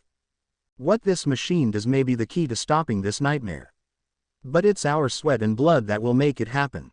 After everything we've been through, past all the fire and fury, the one thing I know is that we can count on each other to get the job done. Or die trying, if that is what it takes, said Naruto as his team jumped over a few pieces of broken building and shot off to the room which housed the machine. Looking at Gaara's bane as the daggers running up the side rippled slightly as Theory moved forward. 'Cause some things are just worth fighting for, he concluded as his team made it to the room. End song. The entire place was destroyed and wrecked, but the machine stood there unharmed and waiting for him. Tesla coiled rested all over the place as Seiko stood guard while Maya got it ready. Step 1. Crawl into the dark machine, said Naruto as he stood there looking at the machine. You can do this. We can stop this nightmare, said Maya. That we can, said Naruto as he crawled into the machine and faced up with his back to the ground. Step 2. The screws go tight all around, said Maya as 3 plates came out and placed themselves on Naruto's head with screws drilling into Naruto's skull. Step 3. Cross my heart and hope to die. Stick a needle in my eye, finished Maya with a drill and a laser pointer coming out and stopping by his eye. A small clamp came out and held his right eye open for the drill to go in. But just as the thing was about to move, Maya swore at the machine while she slammed her hand on the console. What's wrong? Asked Naruto from inside the machine. Should we do this? It says that anything infected will become uninfected for 10 minutes, said Maya. Do it, for the new age, said Naruto with Maya hesitating on activating the machine. Hitting the button, the drill slowly moved to have the laser pointer directly on Naruto's eye. His heart rate began to climb as the drill slowly made its way to Naruto's eye. He kept darting it back and forth as adrenaline surged through his veins. Seiko turned to see this and hissed in pain as the drill entered his eye. Maya too came to see what was going on and she too hissed as the drill pushed further into Naruto's eye. Assimilation completed. Link to marker established. Came a synthetic voice from the console as the drill left Naruto's eye and allowed him to crawl out. With his mind now connected to the marker and his powers sealed away, he pushed forward by himself. Getting over the door threshold, it slammed shut just as Maya and Seiko were about to go with him. Access denied. Authorized personnel identification needed, said the voice. Fuck you bitch, said Seiko as the 2 sisters began to tear up the door. Naruto pushed forward as he walked as if he was drunk, his vision being swarmed with glyphs from the marker as the voice of his dead mother echoed through his mind, but it wasn't the creepy psychotic screams like last time. It was the soothing voice of reassurance that he could do this. Holding the side of the wall, he steadied himself as he pushed on. But as he reached the end of the road to find the marker there, a gunshot echoed as he dropped to the floor as his shoulder burst into a volley of blood. Looking up, he saw a phantom image of his mother standing there with her arms open while Suchiro stood before Naruto with a pistol pointed at him. You've ruined all my plans to create the world in my image. When you destroyed my disciples and the very means for me to ascend into godhood. But when you came across the island I was on, everything fell into place. Now this is the time you and I become one. You will be the one who helps me become a god. Feel honored, bastard child. said Ikairu as he smirked, but that stopped when tendrils swirled around Naruto as if tentacles were coming out of hell. Play one OK rock. I was king. Me help you. I give you my life to let you ascend into godhood. Give me a fucking breaking. Snarled Naruto as he shot his head up to meet Ikairu's gaze. Like I'd ever help you ascend into godhood. You bastard. Spat Naruto with his one arm changing into Gaara's Bane and the other into Drill Fist. Shooting his Drill Fist hand forward, he closed the blades and the elastic tendril connecting the fingers shot out and embedded into Ikairu's abdomen. Is that it? Asked Ikairu with a cocky smile. Go. Said Naruto and the biological drill spin to life. Ikairu howled in pain as Naruto pulled the Drill Fist out and swung Gaara's Bane. Several daggers shot into Ikairu and Naruto slowly got up. Making his way to the white apparition before him, he clicked his tongue with Ikairu exploding everywhere. Tendrils shot out and collected the biomass, making Ikairu part of Naruto now. The enemy that sulked him was finally dead. And now looking to his mother, he smiled to her face as she cupped his cheeks. Welcome my son. You've fought well. But now is the time to end this, said Kushina. How? Asked Naruto. You become one with us, said Kushina, shooting Naruto into his mind. Staggering back as he looked to find the marker in his mind, while a platform materialized under him. Kushina stood there as many infected gathered around her. We must be made whole. And the only way is to have the key turned in our favor. You will make us whole, she screamed. This marker here is the one from that vial. It was taken as a stabilizing agent for the pathogen in your veins. You became the key when you died. You were also the key long before that. Now you will make us whole. This isn't the way I planned. So you know what? Snapped Naruto, looking his mother dead in the eyes. Fuck you and your marker crap. Snarled Naruto as he readied weapons. The two opposing sides clashed together as Naruto and Kushina's forces went head to head with one another. He made effortless work of getting rid of them and sprinted to Kushina. Gaara's Bane morphing itself to be the Drill Fist, he drove both hands forward and slammed them into Kushina. End song. Kushina howled in pain as Naruto caused the fingers to spin like a drill. Blood went everywhere as tears ran down his face at what he had just done. Killing family was something Naruto never wanted to do. But it had to be done to stop the nightmare. Thank you Sochi. But it isn't over yet, said Kushina as she melted away with Naruto's hand morphing to claws and them changing to look extremely sinister and deadly. Perhaps even more deadly than Gaara's Bane. Thank you, Ka-san, said Naruto, naming the new weapons Kushina's touch. Leaving his mind, he looked to find the facility falling apart as sirens blared all over the place. Looking up to the observer's platform to find Seiko and Maya standing there while tears streamed down their faces. I'll see you at home, said Naruto as he shot to the console and punched in some numbers and digits. Seiko and Maya bolted out and took the rest of the team out the building as the facility collapsed on itself, followed by a huge explosion. Naruto going up with it. Everyone who was fighting watched as the infected that were attacking them dropped to the floor. Turning to the marker, they found it to be destroyed. The nightmare had ended. The pain of lose was at an end. The new age can begin. The world was in a new stage of peace. But where one of the many pieces of Naruto landed, the cells slowly began to gather together. But as the cells could form a hand, a crow swooped down and stopped the process. But the cell wasn't having any of it and consumed the crow, slowly using the cells and structure of the bird as a baseline to recreate Naruto. With the reconstruction down, Naruto stood there. I sought to find the truth. Found it. Didn't like it. Wish the hell I could forget it. The things I've done. The people suffered for what I've done. For what I did at that subway station. And for whatever I did will stay with me. My mother was right. This isn't over. Not by a long shot. My name is Naruto Uzumaki Namikaze. And my mission is almost over, thought Naruto as he made his way to the ones he loved. 10 years later, a TV screen came to life in a dark room. Various women sprawled on the bed, all snuggled into the shadowed man laying in the middle of the bed. And in other news, President Hayato Hasegawa together with his second wife Maya Hasegawa was spotted in America with their daughter Tsunade in Burger King enjoying themselves. According to the president himself, it was just something they all felt like having. As well, the U.S. president has just signed the treaty with Japan to pool all resources together to try and find a way to ensure a better future. As well, today marks the 10th anniversary of the Second Coming apocalypse. Many people came all over the world to various key sites involved in the apocalypse.